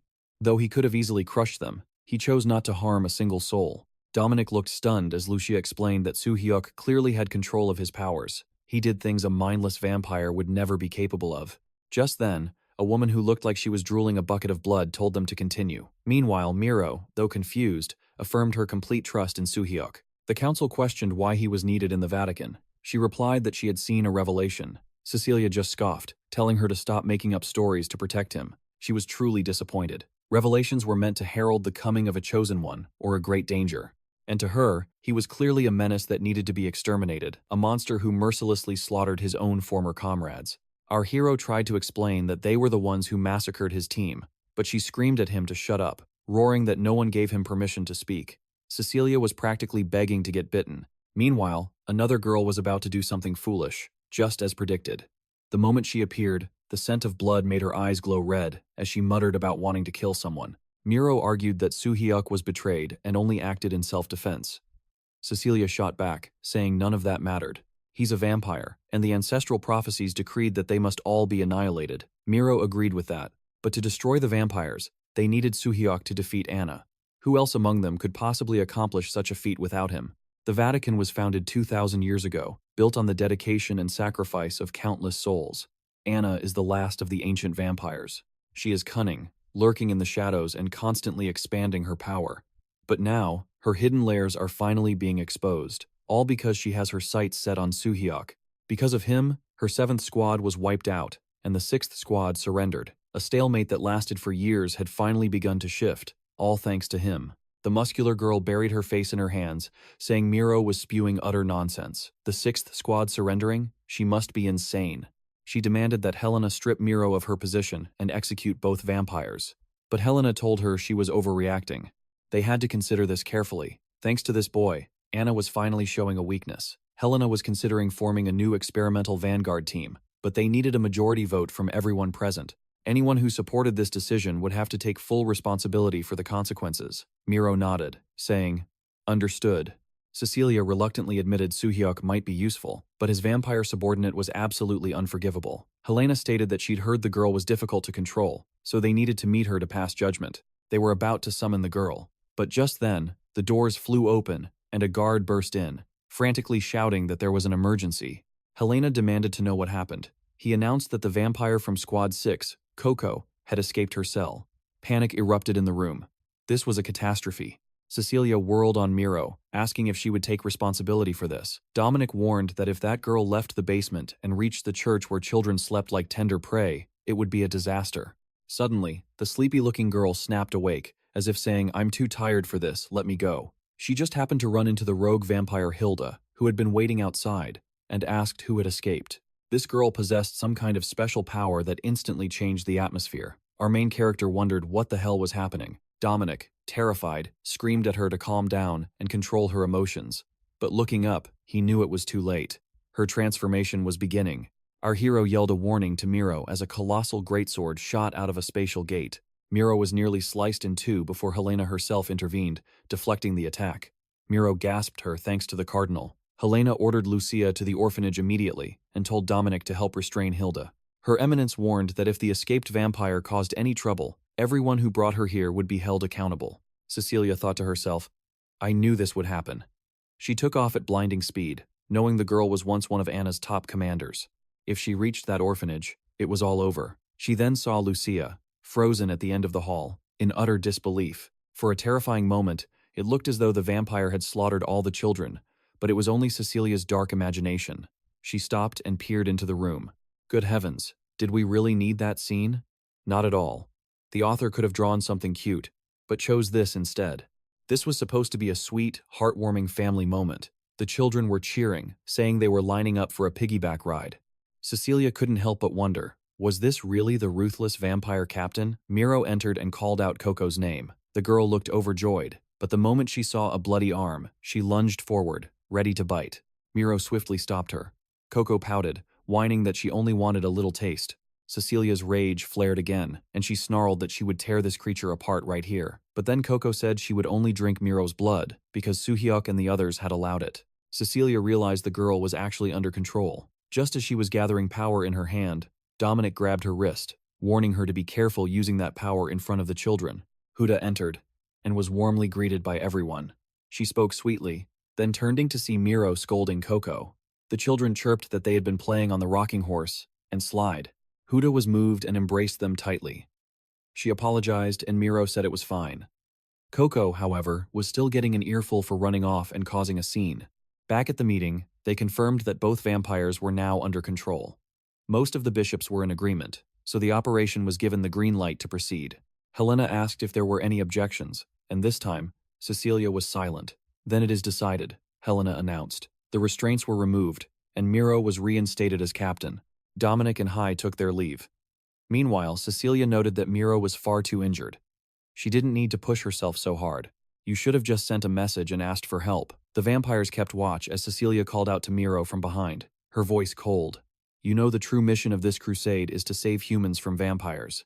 So you had better understand, Miro, that the very moment that piece of trash violates this mission, it will be utterly annihilated. With that, she shoved her hands in her pockets and walked off with the confidence of a true commander. It was clear she would be coming for them eventually. The scene cuts to a bar filled with grizzled old men. A man sits, pours a glass of whiskey, and tells Ivan it has been a long time since they last spoke. The man in the hat sneered that he'd waited too long, and was even feeling disappointed. It seemed Ivan had forgotten who he was talking to, the very man who took his eye. He hissed that Ivan would never forget the day he lost his old boss and his eye. Then, in an instant, about 30 Glocks were drawn. It was the main character. The man called out to the hooded Suhyuk and demanded to know why he was in Russia. Dominic explained that the Yakuza who attacked the hotel were, in fact, all human. The only reason they appeared to be vampires was because they were using some kind of combat drug. Furthermore, a Vatican unit had been completely wiped out by the Mafia a month ago, and the bodies discovered were also under the drug's influence. They had linked all of this to Nanayama. The scene then cuts to another hotel, identical to the one before. We're at the Russian branch. As Miro and Coco wait, our main character makes his entrance. Miro remarks that he looks far too clean for someone who just walked through the lion's den. He reveals he's pinpointed the Yakuza's main hideout. The entire battle plan is already complete. All they have to do is listen. Miro finds it strange. He extracted this information from the very man whose eyes he'd gouged out. But our hero explains he went there to negotiate, and that's how he secured it. Nana, Yama, and Ivan were once rival powers. He then lays out the entire strategy. With everything laid bare, Miro has to agree. It sounds like a perfect plan. So, what's her role in all this? In the next scene, Miro is forced into an outfit that buffs her assets by 20 points. She completes her disguise with contact lenses and a wig. The main character insists the team's disguise is absolutely essential. Were you planning to walk into a nightclub in a nun's habit while carrying a sword? Besides, with her current injuries, this is the best option. Reluctantly, she agrees. Fine, I get it. But even with the contacts and wig, she can't help but wonder. Why did the outfit have to be so revealing? Perfection. The camera angle from below is absolutely fire, but a bouncer stops them at the door. Hey ladies, your friend's outfit isn't up to code. He grumbles about her sandals until Coco is told to pull her top down lower. The bouncer's eyes fixate on her cleavage before he clicks his tongue. All right, you can go in. They step into the nightclub, and our hero declares the operation has begun. Miro looks as shocked as a sheltered church girl. She never imagined things like this actually happened in the real world. These people were utterly depraved. Suddenly, a man appears, placing a hand on her shoulder and smirking. Hey, sweet thing. Want to dance with me and my friend? He was basically inviting her to a private room. She replies, sure, but the moment he pulls her away, she growls, don't you dare touch me. Meanwhile, our hero thinks they won't need to deploy too much manpower. He calmly moves forward, seeing no one, until he hits a dead end. Something isn't right. And in that instant, a figure appears behind him. He turns to see a mob of drugged-out thugs. And at the end of the alley stands Ivan, the man in the hat. It was a trap. He declares that he's been waiting for this moment for a very long time. Suhyuk. Catherine promised that if he delivered him to her, he would become the new king of this territory. So it's in Suhyuk's best interest to cooperate quietly, because every gun here is loaded with silver bullets. And as for his little girlfriend, don't worry. That fool drank a poisoned cocktail and passed out cold, giving that artist a chance to play the hero. The other psycho is out there dancing her heart out. Ivan proclaims that it's all over for him now. But before handing him over to Catherine, how about he roughs up that pretty face a little? The next chapter opens with our main character having secured the location of Nanayama's business. They were supposed to get intel from a nightclub hostile to her, or rather, that's what their enemies wanted him to think. He would pretend to fall for their scheme, walking straight into the trap they'd laid. Back in the present, facing Ivan, our hero removes his glasses. He thanks the old man for sticking so perfectly to the plan. The old man can only stare in confusion. When our main character took the mission to eliminate Anna, he investigated her thoroughly and learned one crucial fact. She never collaborates with other factions. She only conquers. Which means he knew from the very beginning that this entire territory was under Anna's control. Ivan realizes this bastard knew his organization had been absorbed, so why did he still walk into the trap? But it doesn't matter, there's nothing, so Hugh can do now. Ivan gives the order, fill this punk with holes, turn him into a honeycomb. Our hero simply walks straight into the barrage of bullets, leaving the gunman baffled. Any single one of those shots should have been enough to drop him instantly. Yet he keeps advancing, deflecting every bullet with his blade. He ducks under the first man's arm, leaving the thug completely frozen in shock. Meanwhile, Coco, who was dancing outside, receives a text from our hero. It's time to make her move. All she has to do is follow the scent of blood down the hallway. She instantly drops her disguise and bolts like a phantom. Just as Ivan boasts that Sohyuk made a fatal mistake. He should have thought about what they'd do after capturing him. He was a fool for bringing his team, especially women, into the heart of enemy territory. No, whatever he does here won't matter. His precious girlfriend is already unconscious. Our hero takes a bullet that grazes his shoulder and says coldly, "Have you forgotten who I am? You should be worrying about your own life." Because I have nothing to worry about when it comes to her. The other thug starts rambling, ecstatic about the prize he's about to claim. He muses about how enchanting Coco's long hair is, as if it's some kind of charm. And of course, his arm is caught in a vice grip. A scream echoes from the hall, and as his partner turns to look, he's met with a vicious kick straight to the face. A thug explodes inside the car. As the others step out to investigate, she unleashes a devastating, heavenly kick. It's like, calm down, you're doing too much. She was supposed to maintain her cover. But what in the world was this? The unlucky goon witnessed a sight he would never forget. In the next instant, he was sent flying into the car, crushed on impact. It was just as the main character had warned. They would use some dirty trick to knock her out. That was meant to be the signal, the moment her body would be moved to their real base. When that happened, he and Coco would follow them, uncovering their main hideout. "All right, high-level agent," she'd said. "Your plan is actually quite impressive. I thought you were just some punk kid." Miro had countered, "Wait, how are you so sure they'll even approach me?" To which he replied he knew the perfect outfit to guarantee it. She was furious, admitting that the plan's success only made her angrier. The one flaw was her injured arm, and he had ordered her to wait for them before making any moves. And now, she was about to ruin everything. According to Sohyuk's plan, she thought she should wait. But a quick patrol couldn't hurt, just to see what was really going on. There might be someone down there, and I need to save her. She caught the scent of blood and moved forward, reminding herself that she was an agent of the Holy Vatican. It seemed these nightclubs were a front for kidnapping partygoers and draining their blood. Miro approached a small window. She saw a surgical room, trying to piece together what was happening. It looked like there were countless prison cells, but all of them were empty. On the floor, she spotted a vial of poison, bending down to examine it. The only word written on the label was blood. Just then, a voice echoed. "Interesting. How did she get in here?" Well, Catherine, it's been a while. Shouldn't all the women in this place be in their coffins by now?" Poor Miro instantly realized the mad woman had snuck up behind her without a single sound. This had to be one of Anna's captains. "Answer me," Catherine commanded. As Miro wondered why she was so unlucky to run into a captain, I was wondering the exact same thing. The main character's orders were clear. Stay upstairs and wait for me. Yet she stubbornly descended. But she smiled and declared, "If the Lord wills my death now, then I will fight for the Vatican until my last breath." With that, she ripped off her wig, announcing her identity and, tragically, blowing her cover completely. Catherine recognized her and immediately snarled, accusing her of being the one who stole Sohyuk from her. Miro thought, even if I die, he can still find this place on his own, and she decided to risk it all with an attack.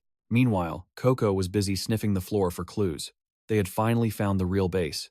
But Coco stopped in one area, saying she wasn't sure anymore. Sohyuk asked if she'd lost the trail. "Quite the opposite," she replied. "Behind that door, an overwhelming amount of her blood is pouring out." The main character noticed her phone on the floor. She had left a voice message. "I'm sorry, Sohyuk, for going against the plan. How could she be so foolish?" He remembered her words, that saving people was more important than any mission for a Vatican agent. She only hoped that he would complete the mission. Because, as a comrade, she had absolute faith in him. He wanted to punch a wall right about now. But fine, let's open the door. Suddenly, Coco grabbed him from behind. "What is it?" he asked. "Trembling," she said. "This is the same scent. From when we found that person times before." He knelt down. "Are you talking about the captain? How many are in there?" "I don't know," she whispered. "At least 2. He saw the pure panic in her eyes, the way she was shaking. But there was no more time.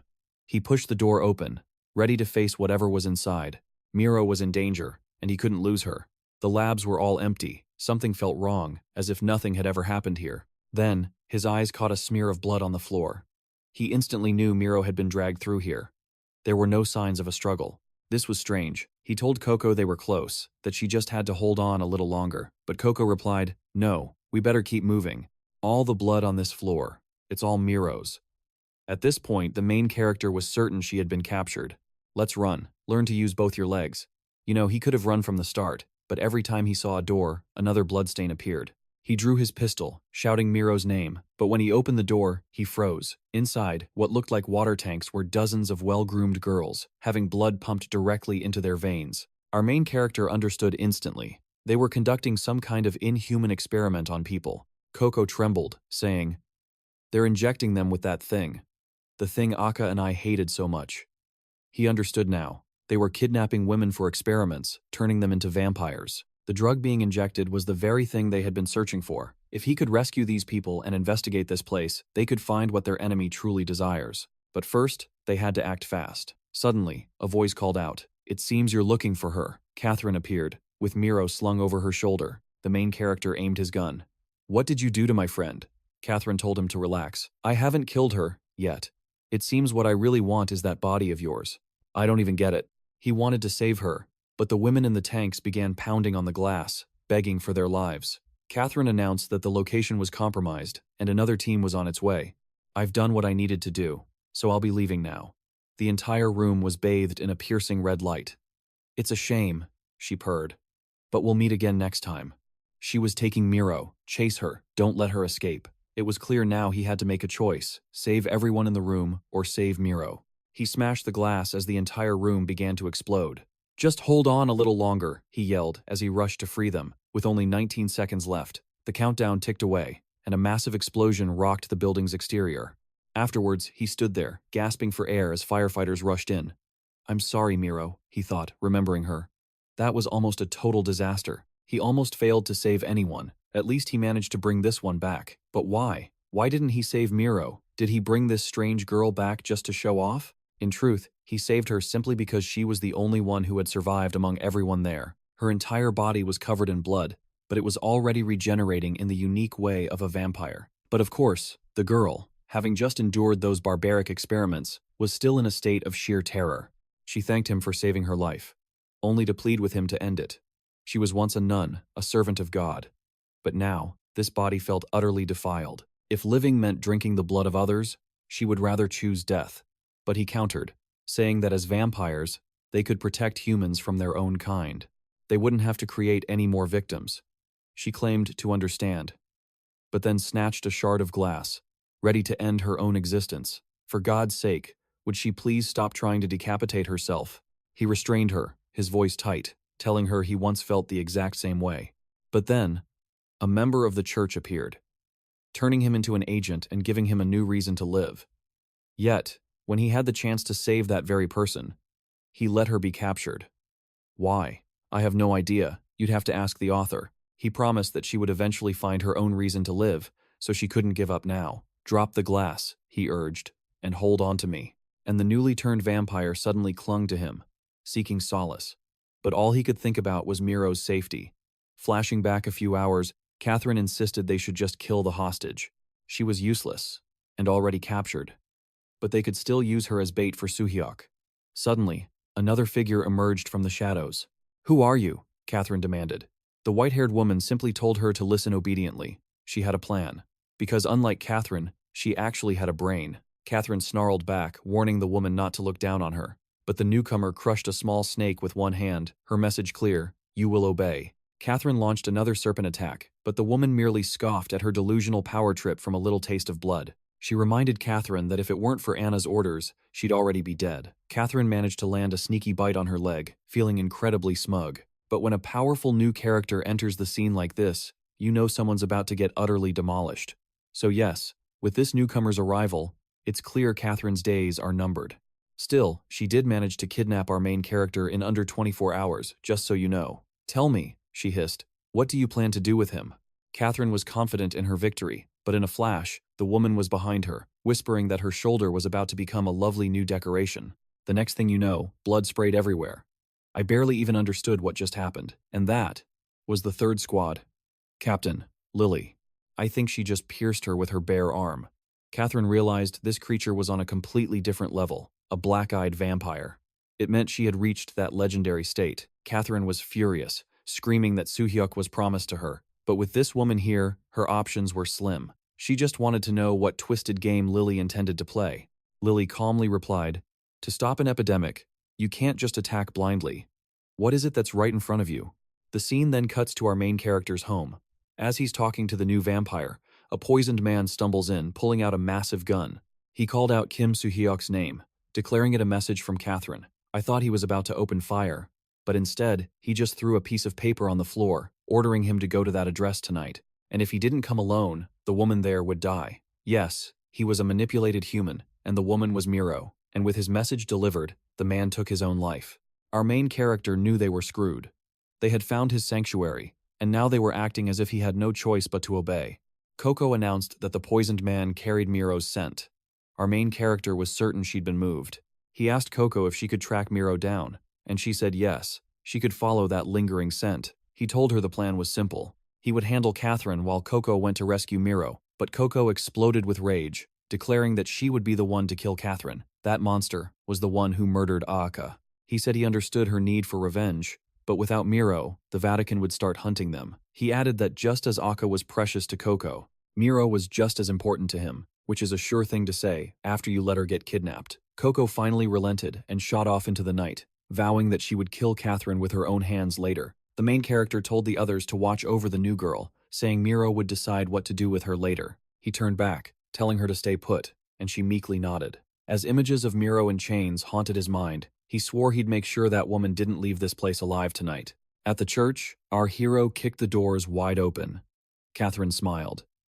"You're late," she cooed. "Late for our wedding." She was dressed in a lavish gown, the hall filled with her minions. She pouted, asking why her husband was so tardy, but he wasn't here to play games. He drew his gun. He then proceeded to give every single goon a bullet to the head. The poor bastards had been sitting there for 3 hours, just to watch him walk in and blow their skulls apart. One charged with a knife. He sidestepped, then drove the blade straight into the man's mouth. To his side, another fired twice, but he was already ducking, shoving the man forward into a bench before landing a vicious uppercut. Another body dropped. He grabbed the fresh corpse, using it as a human shield, while he finished off the rest. Then his gun clicked empty, just as another goon took aim. He lunged forward, sliding to evade the shot. Another bullet whizzed past him. He punched the bottom of the gun, knocking the barrel aside, then unloaded a fresh clip into the man's chest. He then pulled the knife from the first victim, and threw it straight into another enemy's face. But he wasn't done. He aimed his gun at Catherine, roaring, "Where is Miro?" She simply called him a hot-tempered boy. Grabbing the barrel of his gun, she told him to calm down. She didn't call him here for a fight. She said the only way to save Miro was for him to spend their wedding night together. That was basically her proposal. Then, we dive into Catherine's past as a human. Her entire world revolved around a battle royale game. She was utterly obsessed with it. The flawless 90-degree turns. The packed servers. She wanted to play for all eternity. She needed to be immortal. That's when she found herself amidst a pile of corpses, with Anna before her, offering the one thing she truly desired. So she agreed to become a vampire. But her matches only grew more brutal, and she began tearing out her enemies' hearts. She had completely lost her mind. Back in reality, she realized she had just killed another player. The problem was, she was simply too powerful for anyone else on the server. This wasn't what she wanted. She didn't want to just slaughter a bunch of newbies. She realized she needed another vampire, but her experiments were all failures. Until one day, a knock came at her door. Her subordinate reported that they had finally found a male vampire. She began to wonder, who exactly was this Soo-hyuk, and what kind of man was he? She gazed upon her grotesque collection of severed heads, certain this man could at least offer a decent one-on-one duel. But for this immortal vampires, things were about to become far more interesting. In the heat of battle, she saw him as a true god of war, blazing with untamed confidence. In that instant, her painfully dull, eternal existence finally found a spark of purpose. She stood her ground, aiming a desert eagle straight at our main character, challenging him with a boast that she never misses a headshot. But he simply replied, "No, I refuse. You're far too old for me. A gap of several hundred years is just too wide." Enraged, she crushed the powerful handgun in her grip and snarled, "You utter bastard." She roared that she'd given him the chance to be her consort. As a venomous aura spread, she declared, "Fine. From now on, you'll be my new plaything." The scene shifts to a squad of soldiers, arguing over who has to defend the corridor. They expected to clash with agents from the Vatican, but instead, they came face to face with Coco. They tried to talk to her, but she didn't understand English. One of them even thought she looked a bit dim-witted. Then, she caught Miro's scent. Instantly, she knew he was close. Just behind this door. The men drew their pistols, but a mortal facing a vampire is no contest. They were about to be annihilated. A few other poor souls tried to take aim, but she was already in motion. She leaped onto a wall, vaulted to the ceiling, then ricocheted to the opposite side. She flew over one man's head and ended another's life in a flash. Inside, a doctor was complaining about a very important specimen. Suddenly, she kicked the door open, freezing everyone in their tracks. Coco saw Miro, bound tightly to a gurney. The doctors screamed at her to get out, but they were all speaking Russian, so she didn't bother listening. She drove her fist straight into one man's head, sending him flying across the room. After that, no one dared to block her path as she hoisted Miro onto her shoulder. A single glare from her silenced the entire room. The door slammed shut behind her. She was outside, telling herself she had to find Soo-hyuk quickly. She remembered he said Miro was important to him, but in the end, she would be the one to finish Catherine. Back in our main character's battle, he was unleashing a hail of bullets on the swarming snakes. Just like before, Catherine was trying to stall until he was completely exhausted. And from the looks of it, her plan was working perfectly. He fired relentlessly, while Catherine mocked him with a sadistic smile, remarking how pathetic Soo-hyuk looked, but she figured that was to be expected. The mist grew thicker, and the snakes tightened their suffocating embrace. Both his stamina and his spirit were reaching their absolute limit. And when prey is finally cornered, she thought, it's the perfect time to hunt. With blinding speed, she appeared right behind him. She unleashed another swarm of vipers, declaring he would not leave this place alive. But he turned, looked her dead in the eye, and said, "You're the one who's trapped." He lunged forward, his blade slicing the entire serpent swarm in two. She was stunned as a clean slash streaked across her face. This was no mere scratch. She was confused. His spirit should have been completely broken by now. But now he was right in front of her, declaring the end had come. From her ghastly maw, she spat a stream of potent venom. He swung his sword to block it, giving her just enough time to retreat. Now she was furious, realizing he had been playing her the entire time. All the wild gunshots, his deliberate inhalation of the toxic fumes. It was all an act to make her believe he was falling into her trap. It seemed their battle at the hotel was enough for him to see through her entire strategy. He told her to give up. There was nowhere left to run. She let out an insane roar, cursing him for daring to scar her face. And worse, the wound showed no signs of healing. She wasn't holding back anymore. The snakes that were attacking him suddenly began slithering back towards her. They began siphoning blood from the corpses on the floor, channeling it all directly into her body. It was a disgusting sight. He charged forward to attack before she could fully absorb the power, but it was too late. Fangs sank deep into his arm. She was so fast he couldn't even react. She declared it was over, vowing to rip him limb from limb, leaving him barely alive to suffer an eternity of torture. His arm was locked in her grip, followed by a fatal bite to his neck. Then, she coiled her body around him like a serpent. She whispered that it was too soon for the real pain to begin, for they hadn't even truly started. And then, she ripped his arm clean off. He realized he couldn't move a muscle. He expected her to shatter his legs next, but instead, she began savagely slamming him from side to side. He was smashed against the wall, agonizingly wondering how he could avenge his comrades in this pathetic state. He would never even reach Anna now. He couldn't die here.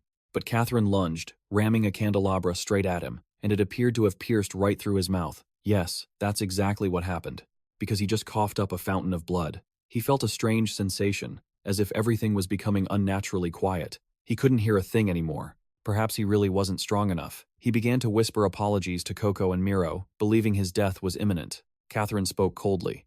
"You should have just behaved when I was being nice. Why did you have to provoke me?" But she reassured him. "Don't worry, you won't die that easily."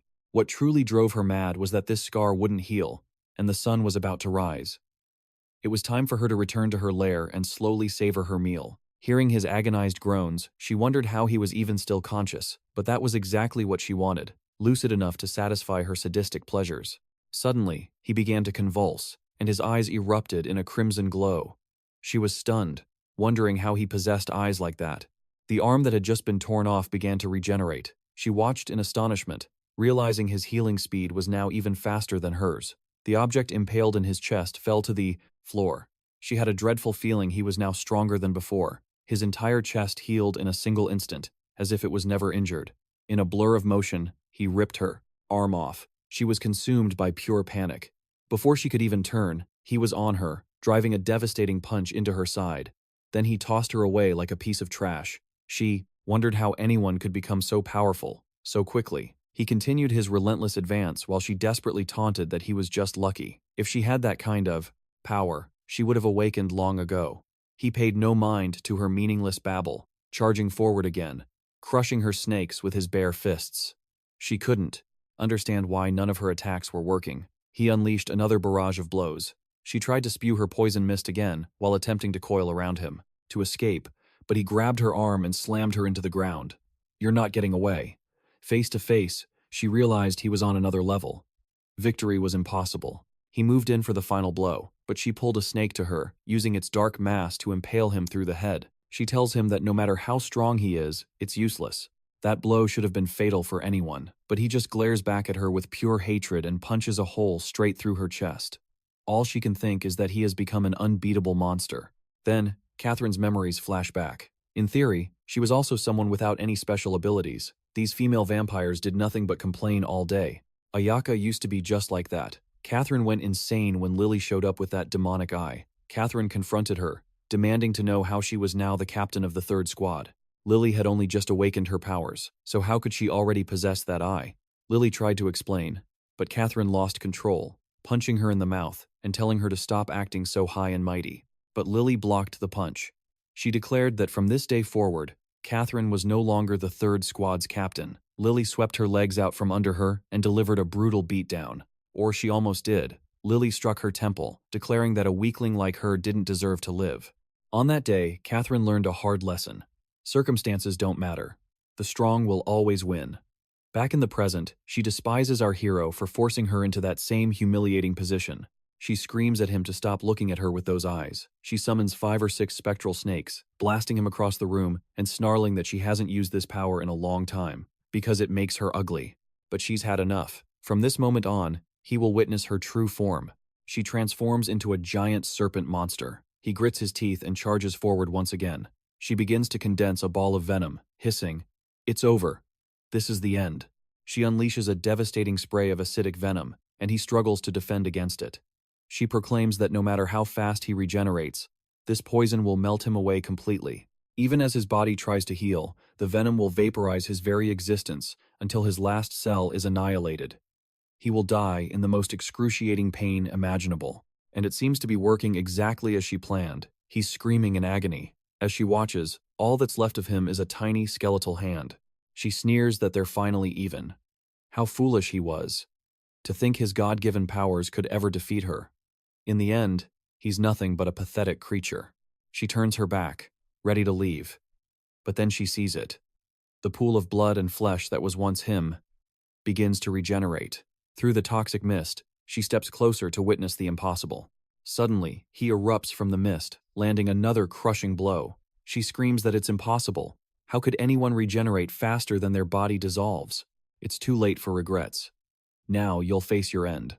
The scene shifts to Coco, driving frantically with Miro at her side. Coco screams, swearing she'll kill Catherine with her own hands. Miro clutches her throbbing head, asking how long she was unconscious. Their memories are a blank, ever since that monster appeared behind them. If Coco's fears are true, then Soo-hyuk is in mortal danger. They finally reach the church. Without a second thought, Coco leaps from the car, smashes through the doors, and charges straight into the deadly mist. She recognizes the ability of the 5th squad captain, but the toxic aura is too strong to approach. Just then, the main character's fist smashes directly into Catherine's acid bomb. Miro stares at him, realizing he looks just like he did before the transformation. Coco screams his name, Soo-hyuk. Catherine whips around, wondering where these 2 pests crawled out from. Lily was supposed to be watching them, but it's too late for that. He charges straight for Catherine again. Caught off guard, she takes a direct hit to the face. She curses him, calling him an unkillable cockroach. Catherine summons a swarm of snakes, each one dripping with acid, unleashing a relentless barrage of attacks. Miro screams his name in terror. Catherine snarls at her to shut up, promising the nun will be her next victim.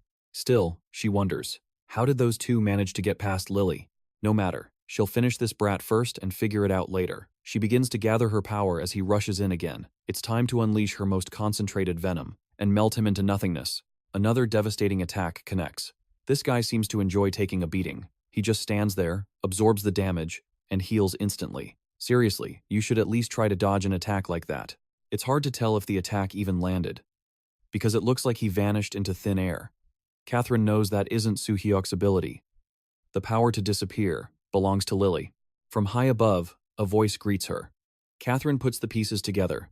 It's exactly like that day, when she received the order to eliminate Akka and Coco.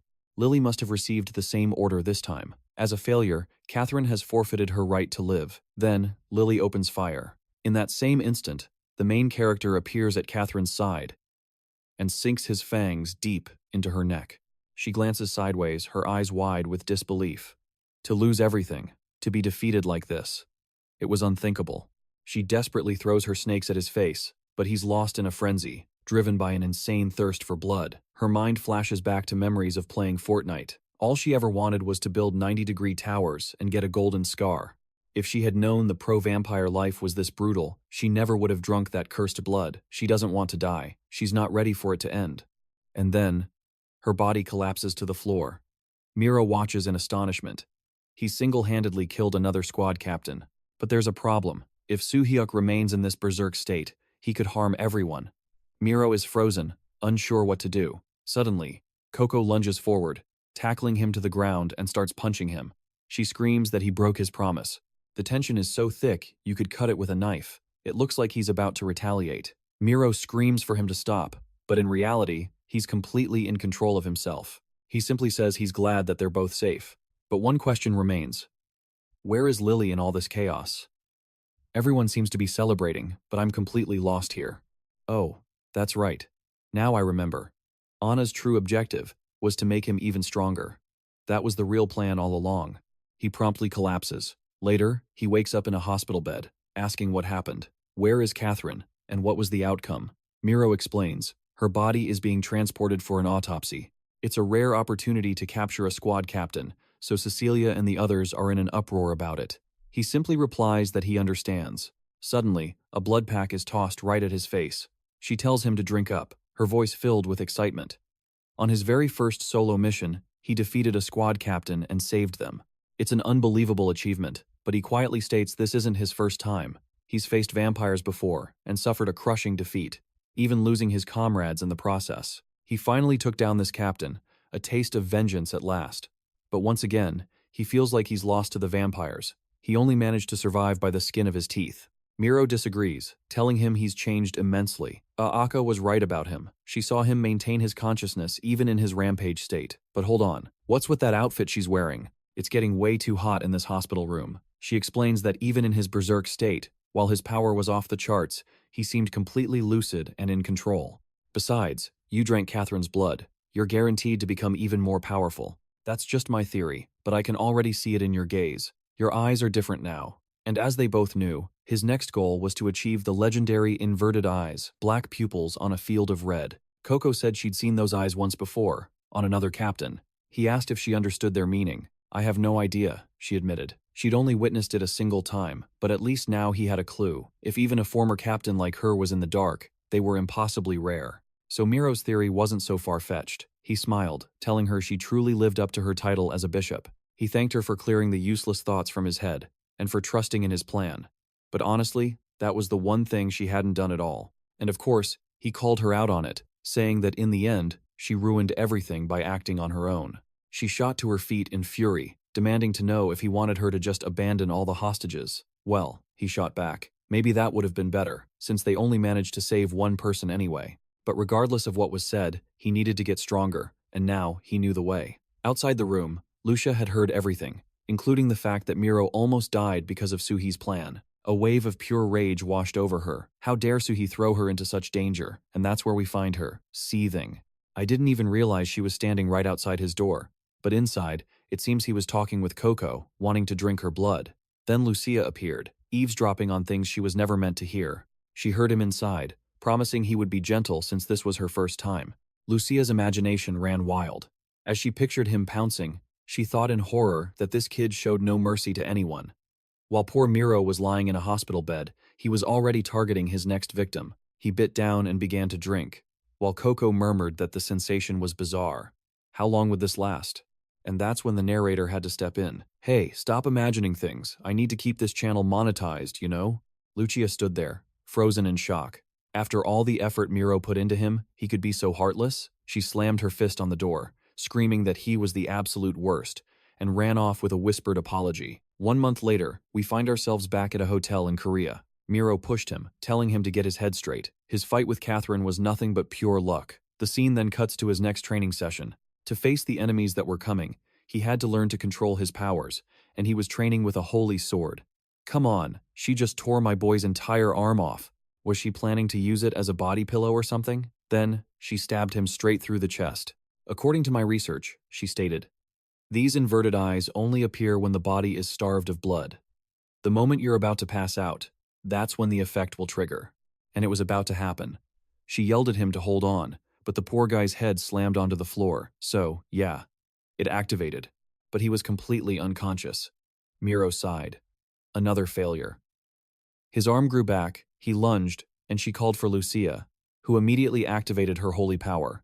A moment later, he opened his eyes, and Miro said he was finally awake. He asked how many times he had failed, and she replied, a total of 10 times. Even worse, they were running out of blood packs. So how much longer could this go on? He declared they had to continue until he could activate the inverted eye before their next mission. Lucia was completely in the dark about what was going on, so Miro explained that to cover her tracks, Catherine had blown up the entire laboratory. But they discovered that she had managed to move some people and drugs to another location beforehand. They had formed a special task force to track them down, and as soon as the location was confirmed, the next mission would begin. Lucia argued that he shouldn't be pushing himself so hard. Yeah, right. Just let Anna kill the entire world. That's definitely a better option than him training. He then mentioned the girl he had rescued. Because she was once a nun, Dominic accepted her even though she was now a vampire, and he was taking care of her. She even asked Lucia to send her thanks to the main character and everyone else for saving her life. He muttered that saving one life was good, but if he were stronger, he could have saved more. No, she replied, you couldn't have. He argued that those girls were already dead before he arrived, yet he still claimed Miro would have been safe. Yes, he could have saved her too. The only thing he said that was true was that the next enemy would be even stronger than Catherine, and that was exactly why he had to become stronger. He called for Miro. To be honest, Miro was just getting beaten up and wasn't doing much of anything. So how has she been training him all this time? I have no idea. But we're moving on. Meanwhile, Coco was over there, looking furious. We flash back a little to when he was drinking her blood and thanking her, and she said it was no big deal. He asked why she was wearing her stealth suit, and she replied that it made it hurt less. While feeding, he apologized for going to kill Catherine alone. He knew Coco wanted to kill her more than anyone, but in the end, he sent Coco to save Miro instead. She said it was okay, but she had a favor to ask. Suddenly, she climbed on top of him and said they were going to turn the tables now. She wanted to drink his blood. She wanted to become stronger and be useful, because last time, when she faced Catherine, she was utterly useless. That's why she was breaking her rule to drink Suhi's blood and have him serve her. Only then could she protect him. He realized she felt useless after his battle with Catherine, and on the day Akka died, she couldn't do much either. He understood her completely. It meant they were partners now, so he told her it was okay, and to just go ahead and drink. He used that one little word, and I'm not going to say it. And of course, the one eavesdropping outside, as always, was Lucia, and she was about to explode. If this girl had been Catherine, she probably would have needed a trip to church. The scene shifts to a lab, where doctors are saying something is very strange because the internal organs aren't there. This wasn't a real body. Meanwhile, a nearby hooded figure was watching some people from a distance. Armed men approached and said this was no place for a child. The figure told them to shut up and call their boss. Was that Catherine? Wait, she's still alive. Now I'm confused. We're meeting number 4 from Nanayama's team, named Natalie, and the vice captain of Squad 4, Baroness, which is quite a pretty name. There was another person, a blonde woman, who told them not to be too confident in their vampire abilities because they also needed to train their bodies. That person was the captain in command of the entire group, named Abigail. Shut up! A voice filled with pure hatred cut them off. It was Catherine, her face twisted with rage, seething that she would have won if not for that wretched girl, Lily. The truth was, she had been on the verge of death, her lifeblood draining away. But Catherine was no fool. She cleverly disguised herself as a small snake, slipping away unnoticed through the mist. They asked what became of the Russian laboratory, and Baroness confirmed the news. It had been completely annihilated on Anna's direct orders. The move was to control any data leaks, and all crucial information was now secured in Anna's own facility. The conversation then shifted to the genius who created the blood mist, which was apparently the name of a new drug. The creator was none other than Abigail, one of her elite subordinates, and while this serious discussion was happening, Natalie was practically drooling at the sight of Catherine. 𝑬𝒐𝒎 sneered, questioning Catherine's presence. Had she accidentally gotten herself shrunk? Was she here to beg for their help now? Catherine shot back that she was here to report the death of her apprentice, 𝑰𝒴𝒂𝒍𝒆. It seemed the girl had finally found her second friend in the world, which made Abigail's eyes sharpen as she demanded to know who did it. And so, the grand deception began. Catherine blamed the very same man who had shrunk her, warning them of a monster hunting down all the captains. If he came for her, she claimed, they were all next on his list. A wicked smirk played on Catherine's lips. Inside, she was thinking, I killed your precious student, but this is the perfect opportunity to turn that man into a target for everyone. Because unlike Catherine, who just wanted to play games, Abigail was a living weapon, born for combat. She was the perfect instrument to eliminate 𝑠u-hyuk. But Abigail simply stood up, dismissing the news. Don't you want revenge? Catherine pressed. Abigail's response was chilling. On the battlefield, everyone eventually dies. 𝒂𝒑𝒂 died because she was weak, she stated coldly. Instead of a reckless attack, we need to prepare our defenses. Catherine was baffled. Why was this war-crazed fanatic suddenly backing down? It must have been an order from Anna. Catherine slumped into a chair and sighed. Fine, I'll just pretend none of this matters. The girls pressed on. Is he really that powerful? Catherine scoffed. No, not at all. I just didn't expect him to be slightly stronger than average. He's just a fledgling vampire, she explained. I never thought he'd awaken those eyes so soon. Abigail's brow furrowed in confusion. Wait, I heard it was a bishop who took you down. I never said that, Catherine snapped. And in that instant, a hand shot out and clamped viciously around her throat. Catherine struggled, trying to see what was happening, as another woman appeared, her face a mask of irritation. Where is he? She snarled. Let's hope she's addicted to battle. We already have enough Fortnite addicts. Speaking of which, Lucia was discussing Catherine's supposed autopsy. The remains they found didn't resemble a dead body. Coco's eyes widened. Could she still be alive? Miro realized everything was finally starting to make sense. That explained why 𝑠u-hyuk hadn't managed to awaken any new powers yet. He confirmed it was entirely possible. After their last battle, he could sustain his inverted eye state for longer, but it still wasn't enough. 𝒂𝒑𝒂 once said that specific conditions must be met to awaken an ability. Miro was now certain of it. This was why he couldn't absorb Catherine's power. The question that remained was, what exactly made the difference? Suddenly, Coco's head snapped up, as if she caught a scent on the wind. Our main character sensed it too. The scene cuts downstairs, where a man is about to speak to his friend, when a shadow falls over them. It's Abigail, asking if 𝑠u-hyuk is around. One of them tried to scream a warning about a vampire, but she blew his head apart, telling him to be quiet. Another man charged in to attack, but his blade had absolutely no effect. She even chuckled, asking what the hell he thought he was doing. Then, she snatched the silver dagger and crushed it into dust, once again demanding to know 𝑠u-hyuk's location. The poor man stood there, practically trembling in fear, as she declared this so-called death squad to be nothing but trash. You'd need an entire army just to kill me, she mocked.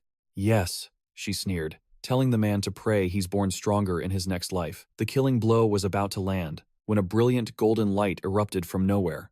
The light forced her back. Little Lucia, with her dark and mysterious powers, had just arrived. At the same time, Miro lunged from the flank, swinging his blade right for her. Damn, is she really trying to fight them all at once? She was outnumbered, but a crazed smile spread across her face. She was enjoying this. She effortlessly knocked Miro backwards. The rescued man stammered his thanks, while she demanded to know what the woman's power was. He confessed he had no idea. But after she severed her own arm, a brand new sword formed from the stump. I see, Lucia said, telling him to relay that intel to the sanctuary. Abigail just laughed, roaring that things were finally getting interesting. And now, she had found the one she was looking for. Let's go, 𝑠u-hyuk. He's a young man, don't call him an old man. I heard from Catherine that you want to kill all the captains, she said, her eyes gleaming. And on top of that, you have those eyes. I don't know why, but I have an overwhelming urge to fight you. I've just realized, our main character still hasn't landed a single point for us. You know, the author just loves to tease the readers. Coco was sniffing the air when the woman asked what she was doing, befriending the enemy. Miro was startled, but Coco's gaze was fixated on Abigail's arm. Then, she suddenly grabbed 𝑠u-hyuk's hand. He asked if she was here to capture him, but she said she couldn't, because he was her subordinate. Abigail was completely lost. Meanwhile, Coco complained she'd had enough, and they didn't need to be friends anymore. Abigail thought of the tragic Ayaka, the girl she'd protected her whole life, who had now seemingly joined the enemy. Miro stepped in, warning her that with 2 bishops and 2 captains present, she should just give up. "It's not that you won't leave here alive," he threatened. "It's that you won't get a peaceful death." Abigail just rested her blade on her trembling shoulder, saying no one there was even in her league. "Not even the captains," she declared. "In a blood-soaked arena, I am invincible." As she spoke, a volley of sharp spikes erupted from the ground beneath them. To my surprise, Miro actually managed to counter and block the attack, and here I was about to complain she was useless in a fight. But somehow, I feel like she's about to get destroyed anyway. Lucia tried to retreat, but in a flash, Abigail teleported right next to her. I thought she might miss, but she swung her axe straight for the kill.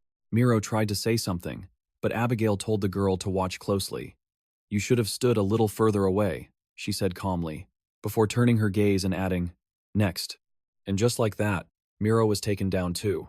But then Coco lunged, clinging onto Abigail, giving our main character the opening he needed to land a massive punch right in her face. "Eat this, you fool." It was strange. His attack was a stab, but it carried the force of a punch. He told Miro to calm down, saying he would buy them some time, and that she should take care of Lucia first. Model. Miro rushes to her side, but Lucia has been cleaved nearly in 2. The wound is impossibly deep, just as you think these holy maidens can't recover from this. She begins to regenerate on her own, and Lucia? She's completely useless right now. Her mind is completely consumed by other desires. Meanwhile, Abigail stares down our main character, saying, "Now I see. You haven't truly awakened yet. You've only unleashed your power once." She thought this would be a real battle, but it's going to end quickly. Today, she will slaughter every human in this hotel. Why the shocked face? Did you think she was here to play cards? She taps her chest, materializing a spear. "If you want to stop me," she declares, "you'll have to awaken your true potential." Oh, how convenient. It's almost like he's been training for 15 chapters just for this very moment. She turns to leave, and I have to admit, she's got style. Our hero just watches her go, thinking what a formidable foe she is. "Who are you people? And what have you done with him?" He puts all his strength into a vicious stab at her face, but his knife almost shatters. It seems he has to unleash that times power, but he stops himself. If he loses control, he'll hurt Lucia. "Bro, she's already been split in half. Just forget about her." Then, both of them charge at Coco, who's just been dancing around like a fool. Abigail simply raises her spear, bored, but Coco slips past her guard and lands a slash. The main character realizes she's incredibly fast. Do we really need a reminder of the author's favorite talent? He figures it must be because she drank his blood. Compared to her fight with Catherine, she's a completely different person now. Abigail is actually being pushed back. Our hero rushes in, throwing a punch like Mike Tyson as a spearhead shoots straight for his eye. He bats it away with his bare hand and lands a solid blow to her mouth. She's stunned, and he's fighting like a Krav Maga highlight reel. He presses the attack as she tries another slash, but he dodges again. And now a kick is coming her way. How in the world did he pull off that spinning kick? He spins like a Beyblade and sends her flying. He confidently declares that he can win this, and that's the exact moment he gets his butt handed to him for saying the one forbidden phrase. The only thing he's figured out is her ability to condense weapons. If she wants to fight him like a human, there's no way he'll lose, or so he thinks. A spear tip nearly grazes his neck, forcing him into a desperate dodge. She's shocked by his newfound speed. She unleashes a furious barrage, and he's forced onto the defensive. He's suspended in midair for a second, as a thrust aims right for his mouth. It's not like his skin is invulnerable enough to take a spear to the eye. Abigail closes in. He covers his face and looks her straight in the eye. He finally realizes she wasn't even fighting seriously. She tells him the strong choose how they fight. She has no interest in someone who can barely control his own power. Coco tries to attack again, but she reverts to her old habits and accomplishes nothing. Abigail now dons a full suit of knight's armor with 100% damage reflection, and Coco injures herself just by attacking. She charges in again, as Abigail remarks that while she's stronger, her movements are as predictable as ever. Basically, she's about to take a spear to the face. Our hero shoves her aside, telling her to stay out of it. She slams into the wall, realizing she almost died. As he stands there defiantly, Abigail calls him ridiculous. After all this, he still can't use his true abilities. The last time he did, his body melted down to the bone. So yeah, this is nothing. She withdraws her spear and walks away, completely dismissing him. The humiliation is absolute. Soo-hyuk snaps out of it, having almost fainted. He calls out to Coco. She smiles, and he tells her to take care of Miro and Lucia. And now, his eyes have turned pitch black. As 𝑯𝒆'𝒔 walks away, flexing her abs, she senses something rushing at her without even looking. She tells Coco to stop, saying she's not interested, but something grabs her. She turns to call her a fool, but her eyes widen as she takes a massive blow that sends her flying. It's our main character. She's terrified. He's even stronger than before. How did he reach this state? Then, a wicked smile spreads across her face. Finally, you've shown me what I wanted to see. Your awakened power. He charges like a bullet, as 𝑯𝒆'𝒔 brandishes her spear, wanting to see everything he's got. Bring it on, Soo-hyuk roars. What on earth is the artist drawing? He just blurts out these lines as if he's contracted some strange disease. Because you need a cool line every 15 panels, of course. Miro clutches her stomach, trying to heal her friend, but her healing powers are too weak.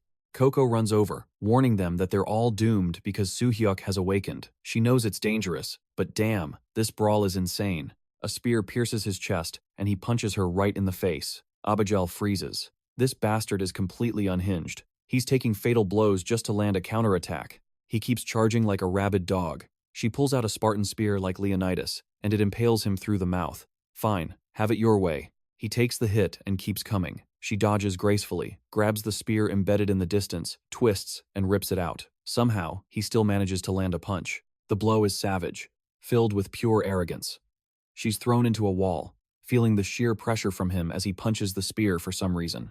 It's like a JoJo combo, with a non-stop battle cry as she tries to figure a way out of this predicament. His speed and power are absurd, and his regeneration is off the charts. This is a fully awakened vampire. The pillars around them are crumbling as she mutters that something isn't right. His attacks are reckless, and he's not even bothering to defend. He's basically a berserker, even throwing mid-air punches. Now she rushes in with that small sword, hacking him up like a butcher. This is a massacre.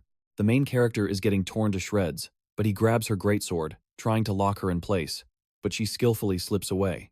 A massive hand grabs the back of his neck and delivers a brutal knee to the face, straight out of the UFC. She rushes forward and literally crushes his heart, calling him a pathetic bastard. Her hand bursts through his back as she declares that if he can't control his power and just acts like a beast, he's not worthy of it. Back with the girls, Miro is shocked to hear 𝑯𝒆'𝒔 say she had high hopes for those eyes of his. 𝑯𝒆'𝒔 walks over, saying it's a shame she has to be so disappointed. Coco steps forward to shield her, while Miro is still in shock. There's no way Soo-hyuk could be defeated so easily. 𝑯𝒆'𝒔 taunts the bishop, telling her to pick up her weapon. Dying like this would just be pathetic. Her friend is already dead anyway. The least she can do is die with a little honor. When Miro fails to react, 𝑯𝒆'𝒔 launches another attack, Sparta style. But then, she senses something rushing from her left. A brilliant blue flash slams into her. She wonders what kind of flame this is. As a voice rings out, telling Miro not to interfere. Is that Cecilia going all out? Miro watches in awe. Yes, it's really her, a voice declares. I never forget my friends. She proclaims she's here to incinerate every last vampire. Now it's a one-on-one showdown with 𝑯𝒆'𝒔. The vampire seems intrigued, remarking that another bishop has finally appeared. And this one actually looks powerful. Okay, author, I take back everything I said. I won't complain again. Miro screams for Cecilia to watch out for the blood weapon, but Cecilia just swats the spear aside, saying she couldn't care less. After all, that thing is about to die anyway. 𝑯𝒆'𝒔's blood weapon appears to be dissolving.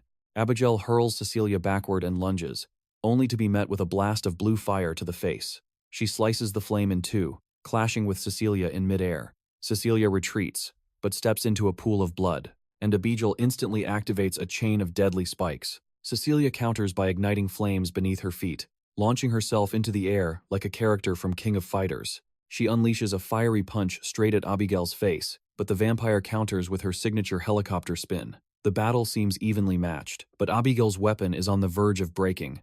Then, 𝑯𝒆'𝒔 says that this world has its limits. No matter how good the materials are, she declares, there's a world of difference compared to the genuine article. Miro is completely bewildered. What is she talking about? Materials? Cecilia points out the sun is about to rise. She tells 𝑯𝒆'𝒔 to stop talking and come at her with everything she's got. 𝑯𝒆'𝒔 smiles, as if casting all her worries aside, and declares she will pierce through her right now. They charge at each other one last time, and it's as if a flash grenade just exploded in the middle of the hall. They don't understand what's happening. But it isn't an explosion. It's Catherine's poison, spreading everywhere. 𝒂💒 glances behind her and mutters, I told that fool not to interfere. Then, the ever-calculating Baroness appeared, declaring it was an order from the higher-ups. 𝒂💒 was forced to cease her solo rampage and retreat. 𝒂💒 seethed, cursing them under her breath, but the glint of a blade in her periphery made her back down. Cecilia vowed not to let her escape, but a cloud of poison now stood between them. She unleashed a blazing fist regardless, but Miro screamed that saving Lucia was the top priority. Cecilia was reluctant, but Miro insisted they needed someone capable of wielding immense holy power. Cecilia could only glare with fury as they vanished. The feeling was chillingly familiar, just like with Anna, who seemed determined to torture the main character, not kill him. Is she merely trying to forge him into a weapon? What dark design does she have for him? Back at the villain's headquarters, 𝒂💒 was throwing a fit, demanding to know why they had to retreat when she was having fun. Lily cut her off coldly, warning that her patience had its limits. 𝒂💒 was causing far too many problems for their leader, Anna. 𝒂💒 scoffed, declaring she didn't give a damn. It wasn't my problem. Seeing Lily's confusion, she elaborated, That wasn't my mission, so why should I care about the fallout? The only thing that happened is that you disrupted my income source, so you're the one who needs to fix this. It seemed a fight was inevitable, as Lily pointed out that 𝒂💒 didn't even understand her own rank. The battle-crazed warrior lunged, swinging her weapon at her own ally with tireless, manic energy. Lily tried to maintain her composure, reminding her that conflict between captains was strictly forbidden. 𝒂💒 pressed her attack, sneering that she was sick of that excuse. She was certain Lily was weaker, that her special eye was nothing. The moment she spoke, Lily parried the spear and smashed a fist directly into her face. A slow, bloody smile spread across 𝒂💒's face. Now this is what I live for. A true masochist, finding joy only in the heat of battle. 𝒂💒 expected Baroness to step in, but the tactician stood perfectly still. Then, she saw a clone, and was rocked by a punch from Baroness herself, sending her flying into a wall. Wait, was that Lily disguised as Baroness? I'm so confused. 𝒂💒 was enraged, screaming at her to drop the cheap tricks and fight properly. She tried to channel her power, but only coughed up blood. She collapsed to the floor, hacking violently. It clearly wasn't Lily, who looked utterly bewildered, asking what was happening to her. Then, a chilling voice cut through the chaos. What is all this noise? The supreme leader, Anna, had arrived, and everyone instantly dropped to their knees. She glared down at them as Lily tried to explain she was merely restraining 𝒂💒's recklessness. 𝒂💒 shot back that this wasn't part of their deal. You said I could do whatever I wanted. The words were cut short by a vicious slap across the mouth. Silence, Anna commanded coldly. I was not speaking to you. 𝒂💒 had nearly ruined the entire plan.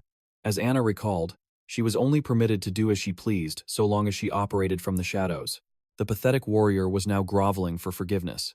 It seemed Anna deactivated whatever was causing her intense pain, because she calmed instantly, vowing to remember her place from now on. Anna then beckoned Lily forward. As Lily stood, she couldn't resist tapping the fool on the head, walking away with a devilish smirk. 𝒂💒's eyes burned with hatred. She seemed ready to join the main character's party just for a chance to kill that long-legged woman. The scene changes, and we're at the hospital where Lucia is in critical condition. All their efforts wasted. If only she had managed to raise one of her shields. Now, she's hooked up to a breathing tube, looking like a broken doll.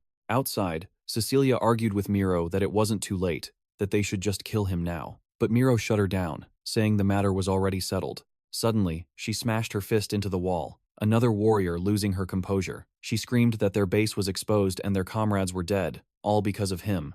Miro then lifted her shirt, revealing a massive, gruesome scar. Be very careful what you say, Cecilia.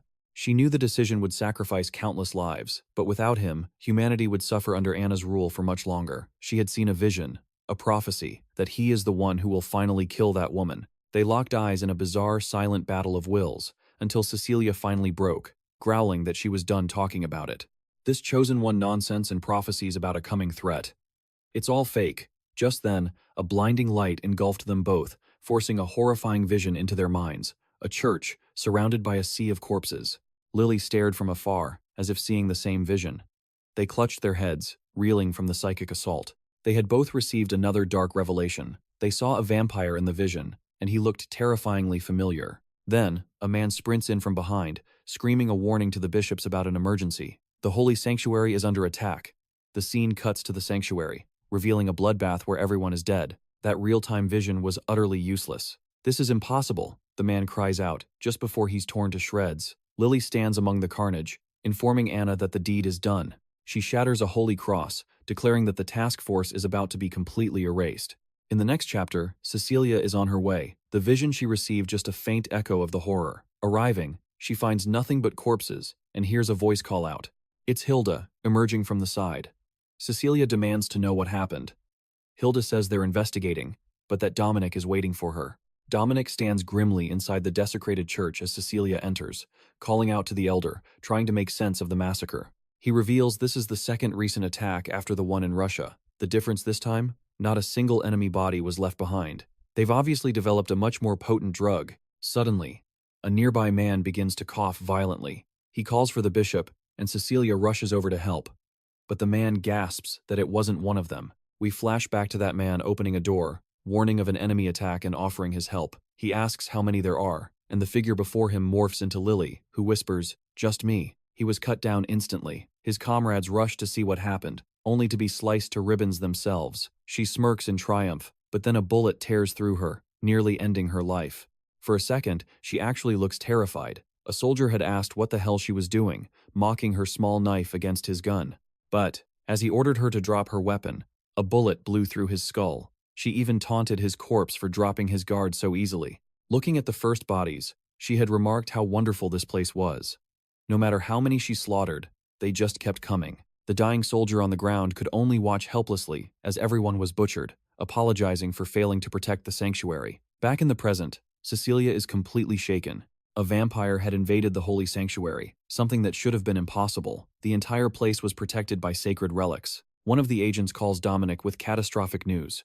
The relic is gone. The altar it sat upon is bare. Cecilia instantly realizes it was Dominic's personal holy weapon. They were completely screwed. But Dominic says that's not even the worst part. They've somehow nullified the holy protection it provided. This means that every sanctuary, including the main one in Seoul, is no longer safe. He suspects they have a traitor embedded deep within the task force. Only elite raid members had access to that relic. Therefore, the thief had to be an insider. Cecilia's rage boils over, ready to hunt down the traitor, but he tells her to calm down, assuring her they are weighing every possibility with absolute certainty. He tells her she cannot be swayed by every new piece of information. A warrior like her must judge things rationally, or she'll foolishly lead her people to their deaths. She composes herself. Fine. I will go to Seoul to protect the relic and the base there. He thanks her, saying that response is much better. She then asks where Miro is, as he'd said she couldn't come. Apparently, she's taking care of teletopy, playing doctor for some reason. In this world of eternal war, you can't just sit by a hospital bed waiting for someone to awaken from a coma. Dominic then asks her to deliver a message. Miro's team's next mission is to assault Catherine's base in Mexico, now that they have its exact coordinates. It appears to be a drug smuggling den that Anna has already taken control of. And of course, the one personally commanding the operation is the B-team captain, Abigail. At the base, Catherine is fuming that Abigail is taking too long. 𝑰𝒴𝒄 should be dead by now. Just then, Abigail herself appears, sits down, and announces that she's in a terrible mood. Catherine is confused and asks about 𝑰𝒴𝒄. Abigail tells her to forget about him. She now knows that Lily was the one responsible for Catherine's shrunken condition. Catherine seethes. That's right, if it wasn't for that monster, this wouldn't have happened. She demands to know why she's bringing it up now. Abigail replies that she just had her own encounter with Lily, and now she realizes it all connects back to Anna. She understands a terrifying truth. The moment any captain becomes even slightly useless, they are eliminated, starting from the lowest rank. That means she's the next one to be disposed of. But her expression is chillingly calm. She has been following orders faithfully, but she has no intention of waiting for her own execution. She smiles at the bewildered Catherine and says, "From this moment on, I'm taking matters into my own hands." The artist gives us a quick shot of Lucia, a fan service moment that's a world away from the dark schemes she's likely plotting. The scene shifts to a different base, where they are debriefing the vampire our main character rescued. Dominic states she doesn't seem dangerous and will be under his personal supervision from now on. But, is she the traitor? A vampire? How can she even set foot inside a holy sanctuary to begin with? Her name is Elle. She smiles sweetly and tells the bishop he can trust her. He explains she was brought here as the sole survivor of the vampire massacre in Russia. The enemy horde destroyed all the churches and convents in the area, and her own convent was among those targeted for annihilation. Similar incidents are now occurring in Korea, and they hope she can provide some insight. She agrees, though she looks bewildered. He then shows her reconnaissance photos from the team in Russia. The instant she sees the image, she collapses in utter terror, begging for forgiveness over and over. He tells her it's just a photograph. He doesn't understand her violent reaction. She points a trembling finger at Lily's face and screams that she was the one who slaughtered everyone and kidnapped her. Dominic asks if she truly remembers that face. She says yes, but it's pointless because her appearance is constantly changing. Dominic realizes this perfectly matches the report of the attacker shapeshifting. The enemy Cecilia saw at the sanctuary. All evidence points to this single woman. And this woman is directly connected to Anna. What is her ultimate goal? We're about to find out, as Lily reports that she has successfully stolen the relics from the Busan sanctuary. Meanwhile, what is this scene? An impossibly buxom woman is bathing in a tub of what looks like blood. Anna praises Lily's good work and asks about the next phase of the plan. Lily reports that, just as Anna ordered, the relic has been successfully implanted. It will be incredibly easy now to destroy Sun, just as they did Busan. The only complication was that the holy relics there were far more powerful, requiring more time to prepare. Anna simply said it didn't matter. He wasn't ready for them yet anyway. She had been orchestrating this for ages, so a little more time was nothing to her. Rising from her bath, she declared that her deepest desire would soon be fulfilled. And that desire was to annihilate the Vatican, once and for all. Placing a hand on Lily's shoulder, she revealed that for this grand design to succeed, Lily was an absolutely essential piece. Lily smiled, assuring Anna not to worry. She could be trusted completely. The scene then cuts back to the hospital, where the poor girl was finally no longer a broken puppet. Miro stood watch, remembering how Lucia used to cling to her, only to be crushed in their brutally unfair one-on-one spars. She was injured every single day they fought. Miro couldn't believe she had been brought to this state. She thought to herself, "I'm sorry, Lucia." Just as Cecilia had said, if she hadn't brought Soo-hyuk back, none of this might have happened. That woman was such a two-faced snake. At least her hatred was now focused on Abigail. Just then, her phone rang. She was being briefed on a mission in Mexico, the very place Abigail was hiding. Details would be provided on site. She was to head to the hotel immediately. She told her broken comrade to rest, promising she was leaving to exact vengeance and make life a living hell for the one responsible. The determination in her eyes was terrifying. "No more of my comrades will suffer this fate," she vowed. "On this mission, I will end her." That monster had a face that was just begging to be torn apart.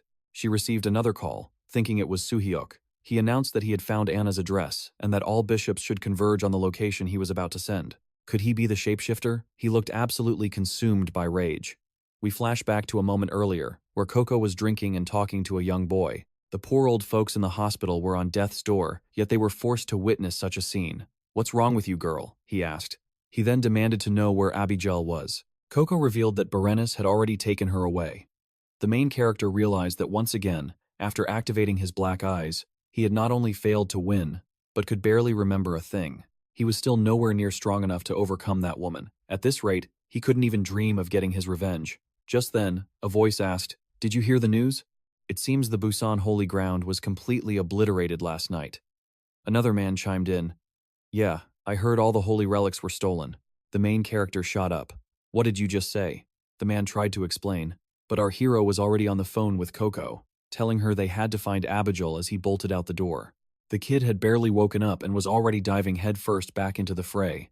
He knew a day had passed, but with Coco's ability to track the scent of blood, they still had a chance. He knew those fiends loved to deceive, but it was highly likely they were now together, preparing their next move. By tracking the blood, they could pinpoint both Abigail and Anna.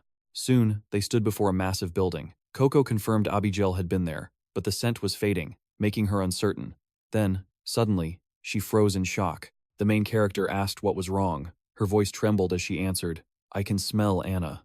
That's when he sent the message, explaining how he found their location, confirming it as their Korean base, and ordering all bishops to assemble for war. We see a few grunts wandering the halls. "The Nanayama clan is seriously impressive," one said.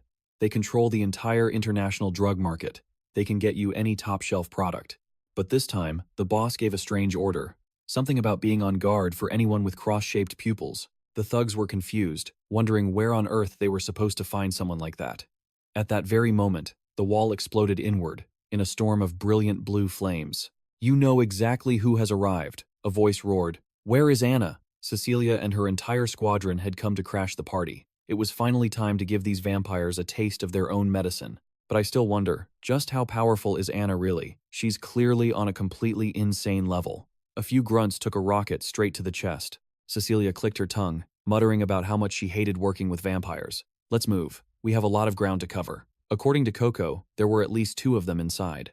Cecilia began laying out the strategy. They would move in pairs, and the moment someone found Anna, everyone would converge on that position. They had already set up an ambush outside, ensuring no one could escape without being noticed. Anna's underlings swarmed out like cannon fodder, but Hilda and Dominic were the true heavy hitters. Hilda summoned her terrifying half-angel, half-demon familiar, which unleashed a flurry of devastating blows. Dominic, rumored to be the master of them all, simply radiated power. Miro charged forward, her blade glowing with holy light, and began carving a path through anyone foolish enough to stand in her way. As Soo-hyuk moved up, she warned him to be careful. He told her the same, but it was clear he was on a warpath, moving with terrifying speed. He swore that today would not be a repeat of that day. Today, he would end her. A few unlucky goons met him on the stairs, thinking they stood a chance. He ripped a gun from one's hand, ended him with it, and continued his relentless advance. He lunged at the next man who tried to counter, slipping under his arm and slamming him to the floor. He even told Coco to take her time and enjoy her meal, as she descended upon the poor soul. Bodies littered the stairwell and hallways. At last, they stood before the door where the scent of blood was thickest. He asked where Dominic and Hilda were. Miro replied that they were handling the others down in the lobby. Cecilia insisted they had no time to wait. If those 2 weren't there, they would have to act fast and hit them with everything they had. The main character stepped forward, recalling the last time he stormed a place like this with 2 comrades, only to watch them both get shot through the head.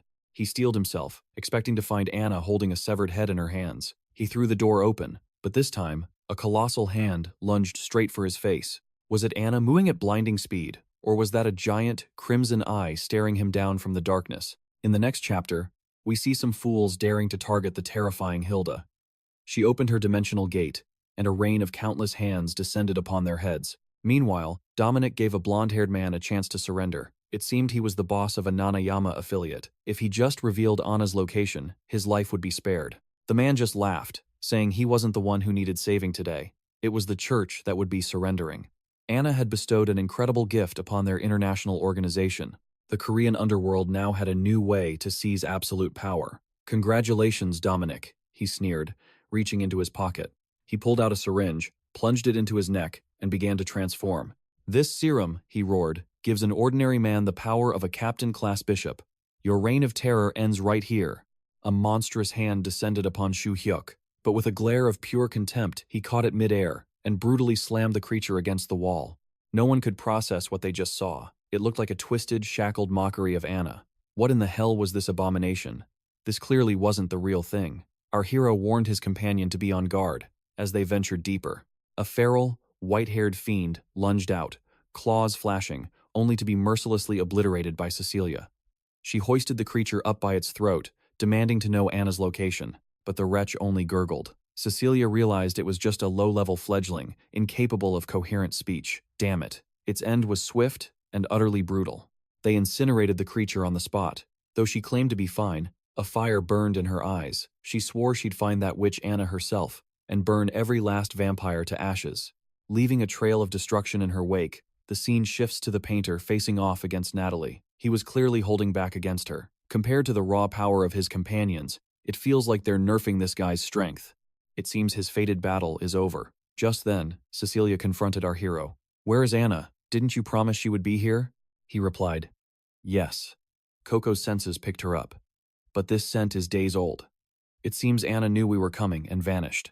And of course, Cecilia had to make things difficult. Just as Miroa feared, she brings more trouble than she's worth. She stood there and declared that she wanted to kill our main character. Damn it, that woman deserves to be put in her place. He just led an assault on their stronghold. She just slaughtered a vampire with her own hands, and she still calls his intel false? Miroa tried to defend him, but even our hero looked ashamed.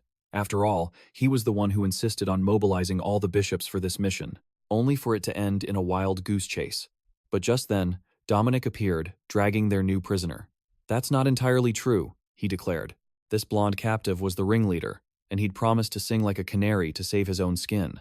The drug they were manufacturing is called blood snow, a vile concoction that grants mortals the temporary power of a vampire. Miroa recalled finding something similar during her mission in Russia. It explained how those ordinary thugs could regenerate from their wounds so unnaturally fast. Our hero theorized it might be connected to the substance injected into those pods back at the mine, a thought Dominic shared. He recalled the lists they'd found, confirming the enemy was forcing more subjects into their experiments, desperate to accelerate their research. They had to put an end to this, and fast. The scene shifts to the dark laboratory of 𝑯𝒆𝒂𝒍𝒆, where her unholy experiments were still in full swing. Meanwhile, in an adjoining room, Catherine was seething with rage, forced to obey the whims of that wretched 𝑰𝒴𝒂𝒍𝒆. She took out her frustration on Natalie, snarling that she was at her breaking point, enduring this humiliation only for her master. At that very moment, Abigail appeared, challenging her to repeat those words.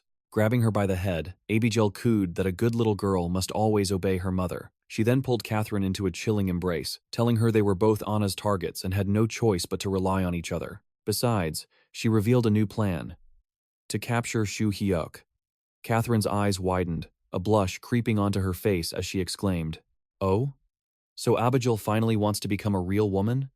But Abigail snapped, warning her to never assume for a second that they were the same. She recalled Anna mentioning someone who nearly destroyed her plans because Catherine had almost killed 𝑠hu-hyeok. Whatever Anna's grand design was, he was clearly a key piece.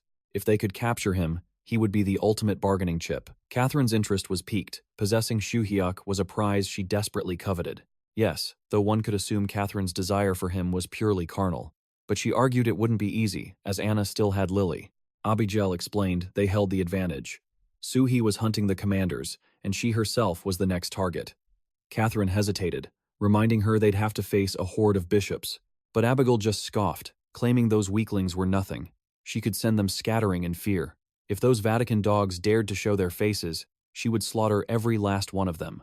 And she already had her useful little pets: a drooling fool and a glorified research assistant. Or so it seemed, for she secretly commanded an entire army of artificial female vampires. Back at our hero's base, they agreed not to act rashly. First, they needed a few days to analyze the blood snow. When 𝑰𝒴𝒄 questioned the delay, he explained they needed to interrogate their captive and learn how this drug was infiltrating the criminal underworld. This substance was both an experimental product and a bioweapon. There was too much they didn't know. Regardless, Dominic placed a hand on our hero's shoulder, praising him for a job well done. Anna may have escaped, but they'd secured the drug and stopped a horde of new vampires from being unleashed. He just shrugged it off as no big deal. But Cecilia seized the moment to mock him, calling him useless. Anna was long gone, yet you mobilized all our forces based on the unverified word of a former vampire commander? This task force, she sneered, is an absolute disgrace. 𝑰𝒴𝒄 tried to interject, arguing that despite Coco's past, her senses were legendary. But then, Coco suddenly turned to Dominic and asked point blank, "Are you a vampire?" Strangely, even 𝑰𝒴𝒄 looked stunned by the question. Cecilia shot our hero a dark look, warning him they'd settle this later, and that his usual charms wouldn't save him this time. Dominic, completely baffled by the sudden hostility, simply apologized. He urged everyone to rest, saying he would handle the analysis of the blood snow himself. 𝑰𝒴𝒄 acted surprisingly meek. Later, the preliminary analysis was complete. They finally understood how Anna's underworld had seized control of Japan and vast parts of the globe, all thanks to this monstrous drug. International powers were clamoring for the power it offered, but there was a catch: devastating side effects when the drug wore off. Our hero recalled the gang that ambushed him at the bar. They were all acting like crazed addicts. And then, Dominic offered a startling hypothesis. He proposed that the drug might be vampire blood itself. Unbelievable. Their analysis found modified cells that destroyed human tissue and regenerated it into that of a vampire. 𝑰𝒴𝒄 realized this must be their solution. A way to bypass the difficulty of turning a normal human into a true-blooded vampire. Dominic explained it was undoubtedly the result of their research into vampire transformation. While it grants a fraction of their power, it's a pale imitation of the real thing. But if they've perfected this technology, they could mass-produce vampires at the commander level. This means Natalie was likely an artificial vampire, a product of Baroness's dark science. 𝑰𝒴𝒄 and Cecilia both scoffed, declaring it impossible. Creating a vampire is hard enough, but one at the commander level should be beyond their reach. Dominic mused that it might not be entirely impossible. With the right subjects, if the drug was infused gradually, one could control its aggression while still enhancing their power. And one thing was certain: the mastermind behind this research was a true genius. All signs pointed to Baroness, but that was all the information he had. The mission, therefore, was obvious. Destroy those labs as fast as possible. They had to rescue the test subjects and halt the mass production at all costs. Back at the lab, Catherine was celebrating. "It's finally done," she cackled. "Now that bastard who treated me like a child will finally suffer." She ordered her subordinate Natalie to take her to their master. Hopping onto her back, she complained about Abigail bossing her around, but then she froze. Oh, thank goodness. It was just Abigail receiving a message asking if her mission was complete. A shocked Catherine asked what was happening. Abigail replied she'd been fighting too much, and it was time to stretch her legs. This sent Catherine into a rage, screaming that the bitch was treated like a queen while she slaved away like a workhorse. But regardless, this was what she needed. Abigail actually praised her work, telling her she could finally relax now. Catherine was skeptical, saying this new concoction would only make her more unhinged. Abigail turned with a sinister grin and said, "Don't you worry, I have a plan. Just trust me and follow my lead. There will be no stretching today." Catherine continued to ramble until 2 lightning-fast slaps echoed through the room, silencing her. Damn, she was completely overpowered. That's the kind of display we usually see from our main character, but that bastard still hasn't even moved from the corner. Abigail grabbed the test sample, her eyes glowing with triumph. Now, no one will ever dare to ignore me again. And with that, we're in an inn in Mexico. Men in black suits have arrived, and Miro tells our hero to keep everything a secret. It seems Coco was left behind this time to avoid trouble. Officially, they're undercover agents sent to take down the cartels, but their true objective is Abigail's base. Miro gives a final warning. Be careful, they probably know we're coming, and have undoubtedly laid a trap. Above all, other gangs, too, loomed, the one known as Border Reason. Their name alone was a death sentence. In their domain, they were a law unto themselves, stringing up corpses in the slums as a gruesome warning. Unspeakable crimes were their daily routine, making disappearances and death commonplace. This was never going to be an easy mission. That's what outsiders always think of Brazil anyway. Miro said, "Relax this time, girl. We've got times backing us up." Just then, Cecilia appeared, her famous abs covered for the first time in her life. Dominic ordered her to come along, but she grumbled, clearly wanting no part of it. But he insisted her power was a worthy match for Abigail. Her strength would be invaluable, so she had no choice but to go. Of course, she was furious, but Miro assured them the 3 of them could handle it. Suddenly, they were summoned by a soldier who introduced himself as Diego, their support for this operation. He was to be their escort, ordering them to follow his lead. You can really tell Cecilia is the artist's favorite. The detail he puts into her panels is on another level. Inside, Diego declared the area a war zone controlled by the gangs, and he got straight to the point. He didn't trust a single one of them. He had orders to share intel, but their identities were completely unverified. Miro challenged him, asking if he planned to defy a direct command from his superiors. He shot back that he was just being cautious. Imposters had already cost the lives of good police and military personnel. Our main character had expected this distrust, but to complete the mission, he needed local support, so he asked how they could prove they were allied agents. Diego just turned and walked away, telling them to follow. They seemed to be speaking English or Spanish or something, because Miro couldn't understand a word. Diego finally explained, "The mayor has been captured by the gangs. They've declared all-out war. Most of our allies have been executed, and he's next on the chopping block. The mission is simple, rescue him." He started to offer them weapons, but our hero cut him off, saying that was enough. "Just get us there. We'll handle it right now." Elsewhere, someone confirmed that most of them had already been executed. Damn it. Only the mayor is left. Wait. It looks like a mob is voting on what to do with him. This is madness. No, hang on, the mayor is over there. I think that's his wife next to him, I'm not sure. Just then, chaos erupted outside as the doors burst open. I thought it was an ally, but it was just another thug. No, wait. I was right. He was screaming, telling those bastards to leave the mayor's wife alone. But then, his body collapsed to the floor. Someone called out for Olivia as our cool-headed protagonist stepped in, announcing he was there to end this. "Follow me." 2 goons scrambled down the hall, absolutely stunned. He had cleared the entire area alone, with just a single knife. Afterwards, the soldier said his team was impressive. He asked who they were. Our hero simply replied, "There is no team, it was just me." Suddenly, 2 more appeared from behind, just like a round of Counter-Strike. The one planting a bomb was shocked, but a thrown knife instantly found its home in the first one's skull. The other pulled his gun, ready to fire, but our boy was basically using hacks. And just like that, counter-terrorists win this round. Go on, grab your assault rifle. Go make yourself useful. I'll go on ahead while you protect the mayor's wife. But she insisted on going with him, arguing he shouldn't be alone. He told her not to be arrogant. Stay back. The boss will handle this. Then he pulled a grenade, landing it with millimeter precision right at her feet.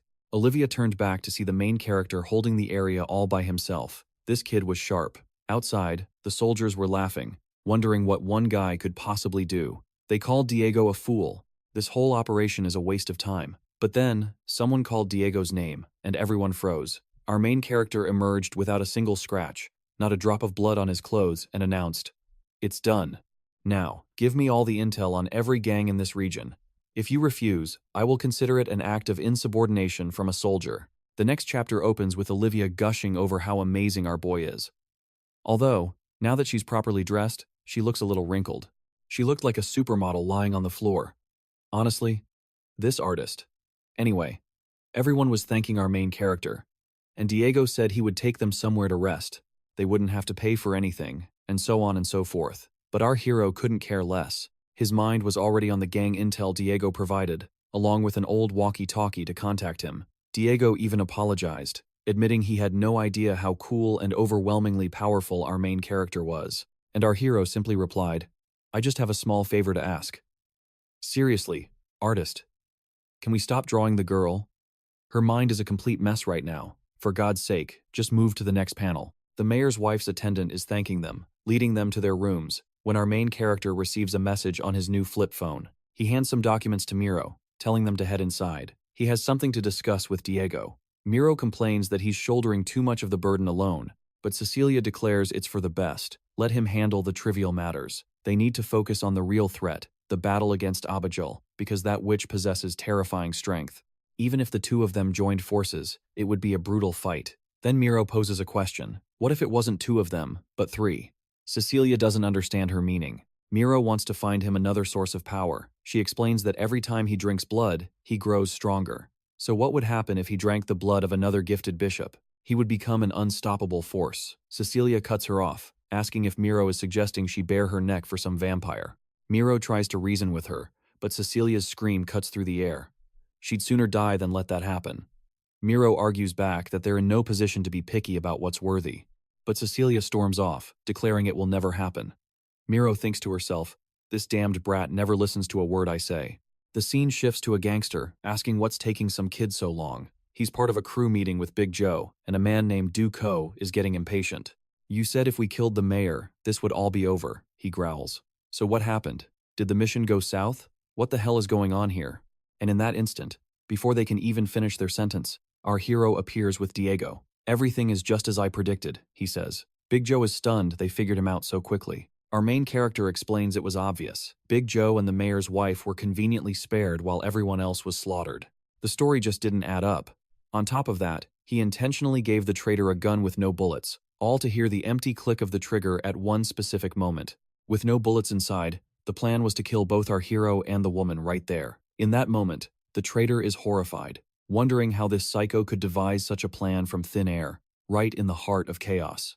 And even before the mission began, our hero was so confident in his deduction that he had Diego plant a GPS tracker on the man's car. Now, this is his one and only chance to survive, which means he'd better spill everything he knows about the gang. He agrees. A few weeks ago, the gang contacted him. A blonde man threatened him, saying his family would disappear if he talked. But he almost got shot anyway. Our hero tells him to continue, and the man explains that something felt off about the gang, so he began investigating them himself. Unlike other syndicates, their business wasn't normal. Damn it. Just as he's about to reveal more, a sniper's bullet takes him out. It's a shocking twist when the plot has been dragging, and just like that, he crumples to the ground. Static crackles over a radio. A voice says, "You've come quite a long way." The voice continues, admitting their little pawn was incredibly useful. It's a shame to end things like this, but the situation has become complicated. Diego has no idea who this is or what's happening. But our main character understands immediately. It's a warning. The bishops are being hunted. Even this safe house is a trap. And if they're targeting a bishop, it means they wouldn't send mere grunts. That's right. They sent a drooling, monstrous vampire, basically a blue-haired version of Coco, waiting right at the door, ready to storm the blast zone. A voice gives the order. Eliminate the little, well-fed vampire inside. Guns roar to life, glass explodes, smoke billows everywhere. Then a ceasefire is called as they move to look inside. The first operative pushes through the smoke into the blast zone, thinking he's about to plant a small bomb. But then a special agent emerges from the haze, and she is an absolute bombshell. She plants a devastating kick right to his face, sending his gun flying as she roars. "Who sent you bastards here?" They open fire at the sound of her voice, but she's already using his ally as a human shield. Before they can react, she lands a brutal punch to one man's mouth, and follows up with a vicious backhand to another. Slamming hard against the wall, the goon collapses in a heap. And I bet the artist isn't about to show us what's left of that poor guy's face. "Seems they don't understand human language," Cecilia says. Boom, problem solved. She grabs her pastry and steps outside, wondering why they would attack her here. She finds it strange they sent such weaklings, but in that very moment, Natalie appears, looming behind her. "Look at you," Natalie taunts. "The great sister Tareen needs to grow a little, you're so tiny now." Our hero's mind is racing. He knew it. This was a trap from the very beginning. The door to Miro's room swings open. Someone stumbles out and collapses face first on the floor. Miro appears behind them and asks if he's finished his work.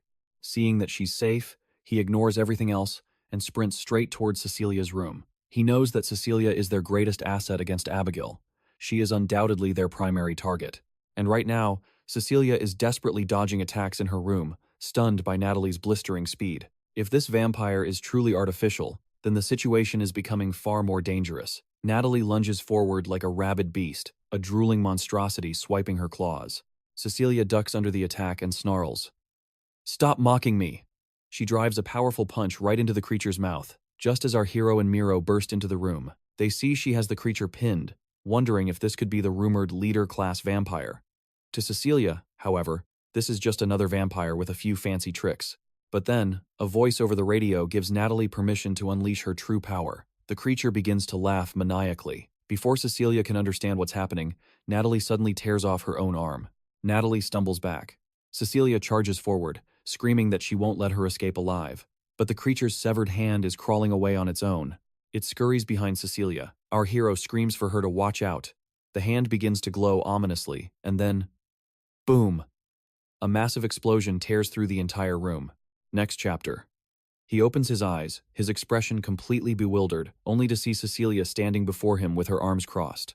What the hell happened? Miro had fallen on top of him, and he had broken her fall. Miro pushes herself up and says, "At least you managed to save Cecilia." We see in a flashback that as the hand was about to detonate, our hero grabbed Cecilia by the scruff of her neck, hurled her backwards into Miro, and took the full force of the blast himself. Cecilia remains silent while Miro takes in the scene. "That's enough," Cecilia says coldly.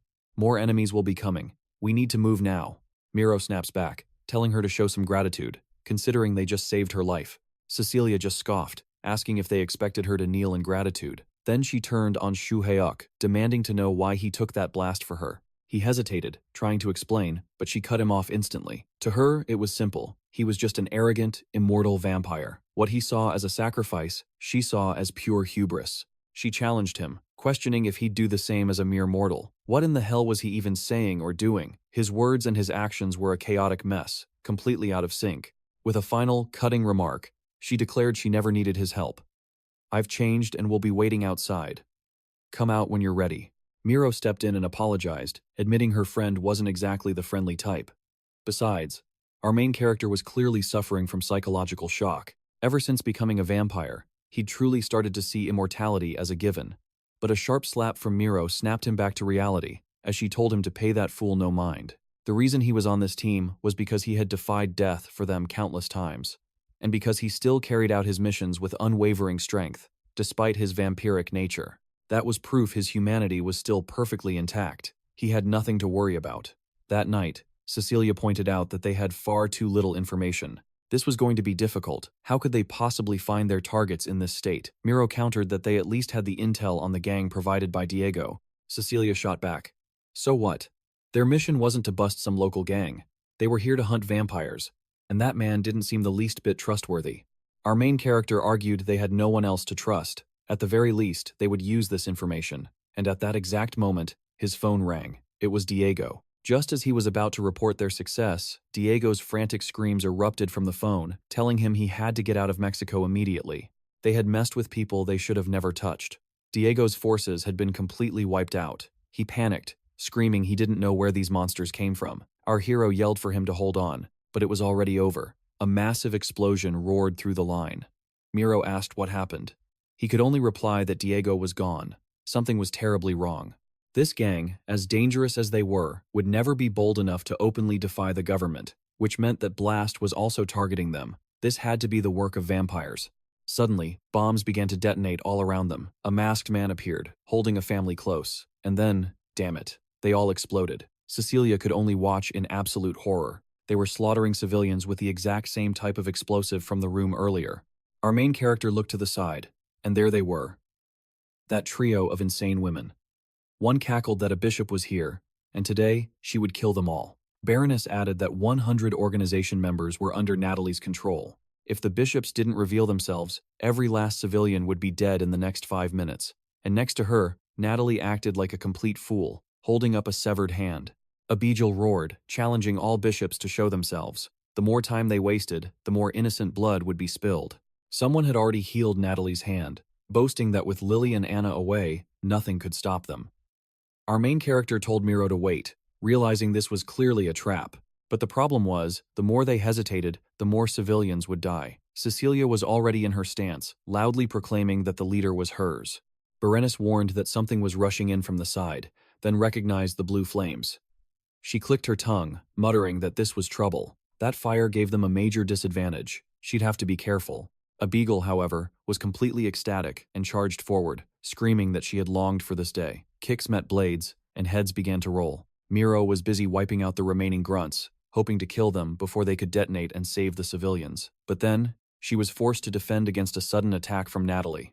Of course, things were never going to be that easy. Miro's advantage was that she knew exactly what Natalie's ability was. The vampire could tear off a piece of her own body and turn it into a bomb.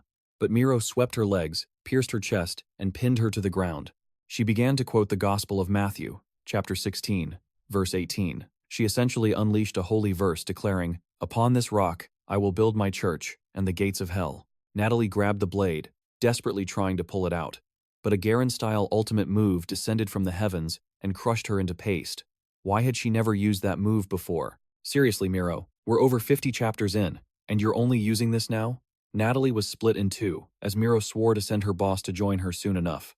But our main character wasn't an idiot. He lunged forward, grabbed her, and ran. The moment Natalie's body exploded, he revealed they were in the sights of a sniper, the very one giving Natalie her orders. Berenice was perched nearby with her .50 caliber rifle. He knew they had to deal with her first. She was the commander pulling all the strings. To protect herself, she had surrounded her position with gang minions. The good news was, if they could take her down, the only one left would be 𝒆'𝒔. We see a prior conversation where Baroness was informed Suhyok would be there. 𝒆'𝒔 wanted him captured, so Baroness knew she had to eliminate the other bishop to make her mission easier. Our main character said they had the advantage now that Natalie was gone, but then, her body began to regenerate nearby. Miro couldn't believe it. Her ultimate attack should have completely nullified a vampire's healing ability. But Berenice explained that as long as she, the commander, was alive, her friend would never truly die. The Suicide Squad was now back in action. The next chapter opens with suicide explosions rocking the city. Our main character is forced into a one-on-one duel with Natalie. The problem is, she's receiving backup from Baroness from a distance. It makes Natalie effectively immortal as well. He needed an opening, even for just a few seconds, to isolate her. He blocked Natalie's attack with his own arm. And for a moment, she looked confused. He thought he'd created his chance, but she just smirked as he stabbed through her arm. She latched onto him, and her body began to glow. An explosion detonated point blank against his chest, and now he was the one being torn apart. He never imagined she would abandon her survival instincts to such a degree, blowing up her own body. She charged in again, but a brilliant flash of golden energy sent her flying back. Cecilia asked if he was all right, remarking that this was an incredibly difficult fight. Every slice, every critical blow, only caused Natalie to multiply thanks to her regeneration. This kind of one-on-one battle was the worst possible matchup for him. He had no way to stop her relentless assault. He knew all too well that with Baroness providing support, he couldn't win this. And unlike Miro, he possessed no wide-area attacks that could stun his target, even for a few seconds. It was a baffling strategy. He ordered Miro to hunt down Baroness, while he alone held back the monstrous Natalie. Even Miro protested, calling it absurd. He just admitted the woman was unstoppable, but our hero explained that was the point. He would lock her down, and even if she detonated, his immortal body would endure. He remembered Cecilia's words, her disgust at his vampiric nature. As Natalie lunged for Miro, he shot forward, slamming a fist into her jaw and roaring for Miro to go. And just like that, he faced 2 enemies alone. At least if he was blown to pieces, he wouldn't truly die. He even had a moment to notice Baroness looked surprisingly cute without her military uniform. She watched as the main character committed to holding Natalie back. Miro burst forward, closing the distance in a flash. Baroness opened fire, but Miro was already on her, landing a light, testing slash. Another Natalie clone warped in, taking the blow and exploding. But Miro pressed on, her voice cold, saying she couldn't give them a moment to think. The pressure had to be relentless, but now, she was staring directly down the barrel of a sniper rifle. Instead of letting Baroness have her victory, Miro expertly slapped the barrel aside with her blade. Miro thought she'd created the perfect opening to shatter their coordination, but Baroness leaped back, taunting her. Did she really think getting close was enough? She teleported, hovering in the air and taking aim. That choice, she sneered, was Miro's downfall. The resulting blast seemed to tear the very building apart, but Miro shielded herself with her own arm. And, of course, Baroness possessed a healing ability, which is how she'd regenerated Natalie. She was finally taking Miro seriously, admitting this bishop was no weakling. Without the seal of 𝑰𝒴𝒴𝒄's protection, that last attack would have been fatal. But with her and Natalie working together, victory was assured. She called for Natalie to regroup from behind a wall, but the regenerated body was twisted, contorted. She wondered what was happening. When they looked again, Natalie was crumpled on the ground, and standing over her was our hero, his ribs blown wide open. He looked at Miro and said, "I told you, I'm a man who's already dead." He didn't care if he was human or vampire. He was here for one thing: revenge. His eyes bled into pure black voids. Memories flooded his mind. Anna's kind words, Cecilia's cruel insults. 2 Natalie clones charged him. He grabbed them by the throat, smashing them both into a wall with terrifying force. A chilling smile spread across his face. He had completely lost control. He even took a direct hit from a dark energy blast that came through the comms. Miro pleaded with him, telling him he didn't have to do this. With everyone else retreating, he finally collapsed, unaware of what had even transpired. Miro apologized, repeating that he'd been pushed beyond his limits. He tried to say the entire operation was his idea, but his strength failed him. "I really want to know what happened," he murmured. Miro urged him to recover quickly so they could fall back, but a nearby explosion shattered the moment. It seemed the other 2 had retreated, but Cecilia's situation was looking grim. Looks like the author is saving his cutest drawings for another day. The building next door was engulfed in flames. Abigail was in a state of ecstasy, screaming that she could finally feel alive. Cecilia glared, leaping into the air as spears erupted from the ground, unleashing a wave of blue fire that melted Abigail's attack. The battle raged on, and it looked like Cecilia was on the receiving end of a very clean and brutal counterattack. But Abigail wasn't much better off. She was slammed into a wall, admitting that her opponent was far from weak. Cecilia never got close to her blood pools, yet could still attack from a distance. Still, Abigail wanted to test her limits. She dodged. Damn it. She then unleashed a terrifying art, a storm of blood tentacles that crashed down like a scene from Tokyo Ghoul. Cecilia realized closing the distance was becoming nearly impossible. She tried to create space, only to fall into a far more sophisticated trap. Blood erupted from beneath the ground. Abigail gloated that the bishop had let her guard down. Now, her blood would be drained as a trophy of war. But then, Miro charged in, slicing through everything. "Cecilia, I'm here!" she yelled. Abigail was instantly confused. Why was the longsword wielder here? Where were Baroness and Natalie? Then she saw him. The heavy footsteps. Those pitch-black eyes. She knew at once it was Shu Hyo. How could he possibly be moving while his reverse eyes were active? Miro declared to Abigail that she'd made a promise to the friend she murdered. She would show the fiend the consequences of messing with the bishops. Abigail sneered that she doesn't remember failures. Cecilia, though battered, was ready to fight. It was about to be a 3-on-1 battle, or maybe not. Abigail smirked, saying they weren't the only ones with allies. The vampiric horde she had created swarmed into view. She asked if they truly believed they could escape alive. Miro wondered how they could have created so many vampires. Cecilia told her not to panic, that they were as weak as the last batch. And then, suddenly, Abigail began slaughtering them herself. Everyone was stunned, but the main character warned them to be careful. Abigail had created a vampiric blood zone around herself. She declared that on a battlefield soaked in blood, she was invincible. Miro swung her sword, saying she didn't know what kind of power this was, but she just needed to obliterate that pool of blood. Her attack struck a massive, hovering sphere of blood. Worse, the attack did nothing. The power then expanded across the entire city, forming a colossal cube of crimson. Inside this domain, her energy was infinite. As long as she lived, this ability would not disappear.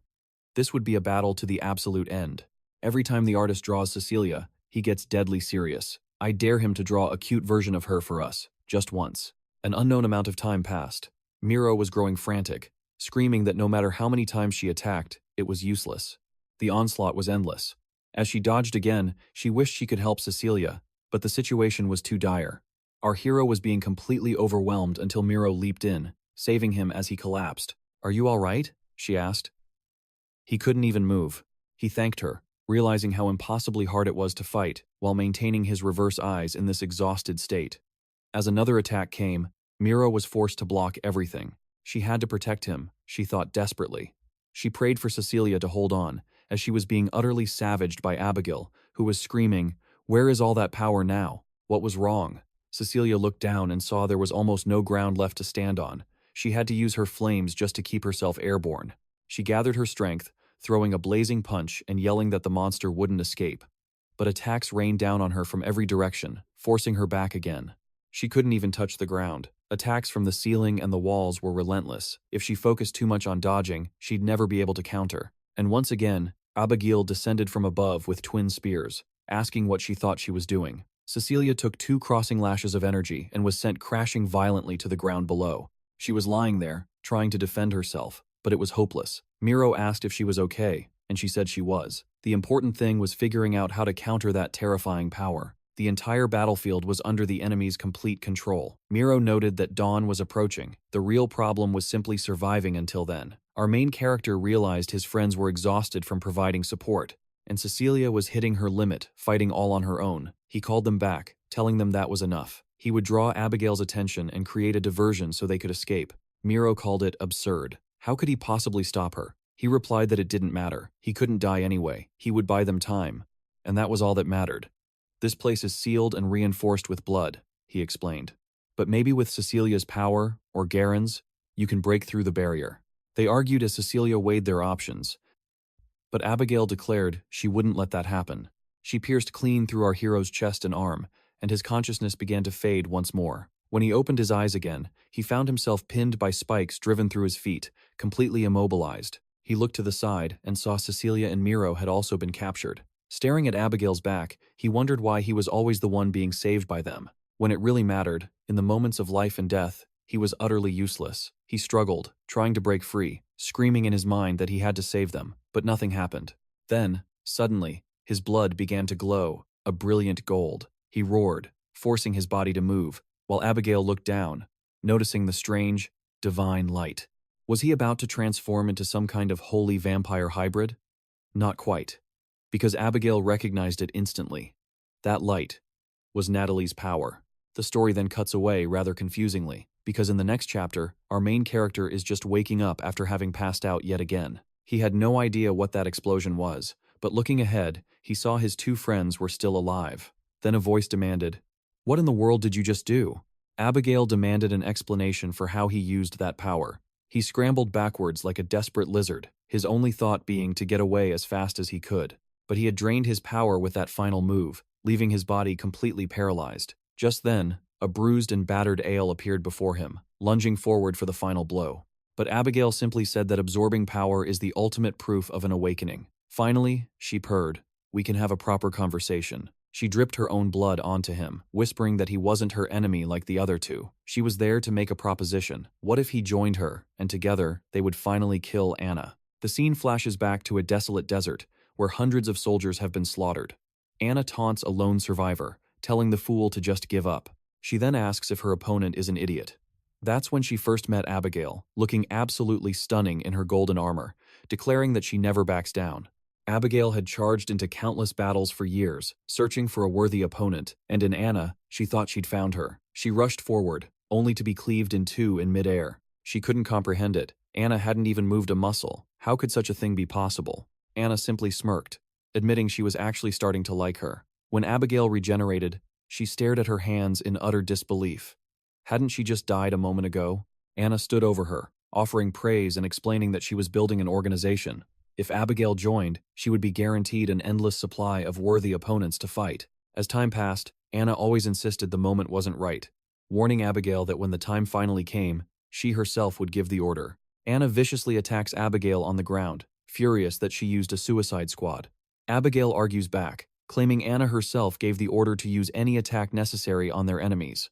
But Anna retorted, "Not like that." From that day forward, Abigail was forbidden from ever commanding the suicide squad again. She'd better not forget her place. Back in the present, our main character is completely bewildered. Abigail presses on, saying if he sides with her, she'll reveal all of Anna's secrets and help him evolve his vampire powers. She has already gathered intelligence on both Catherine and Berenice, so together, they can begin to expose Anna's weaknesses. Furthermore, she will help him achieve a complete awakening and make him her second in command. All he needs to do is continue gathering the bishop's blood, just as he has been. This is because the only way to shatter the chains of servitude Anna has placed upon all vampires is with an immense amount of holy blood. He must have realized by now that the girls traveling with him are useless in the fight against Anna. He can probably feel his own growth slowing, knowing the stronger he gets, the more of a true monster he becomes. Those women could never understand the world he's forced to live in. At this point, they're only keeping him around because he still has value to them. But what happens the moment he finally kills Anna? He will likely be executed on the spot, without a single chance to defend himself. So, his best option is to abandon those women and join her as her second in command. The boy sat there, utterly speechless. She smiled, saying it seemed he needed more time to think. She then revealed their base is located in the eastern Sonoran desert. He was stunned, asking why she would ever tell him something so crucial. She replied that it was a gesture to earn his trust. Besides, that location wasn't so important. He could prove his worth if, within the next 3 days, he brought the long-haired female bishop there. He asked what she planned to do with Cecilia. Abigail's grin widened. "Isn't it obvious? I want to fight her, and then I'm going to devour her whole." Devour her? The gruesome meaning behind those words sent a shiver down his spine. No, surely not. She stood up, saying she'd love to fight more, but the sun was about to rise. He should think carefully about her offer. And with that, she vanished. Don't forget to smash that like button to help MANHWA create more incredible content for you. Ring that little notification bell, and I'll be back with the next chapter. Model.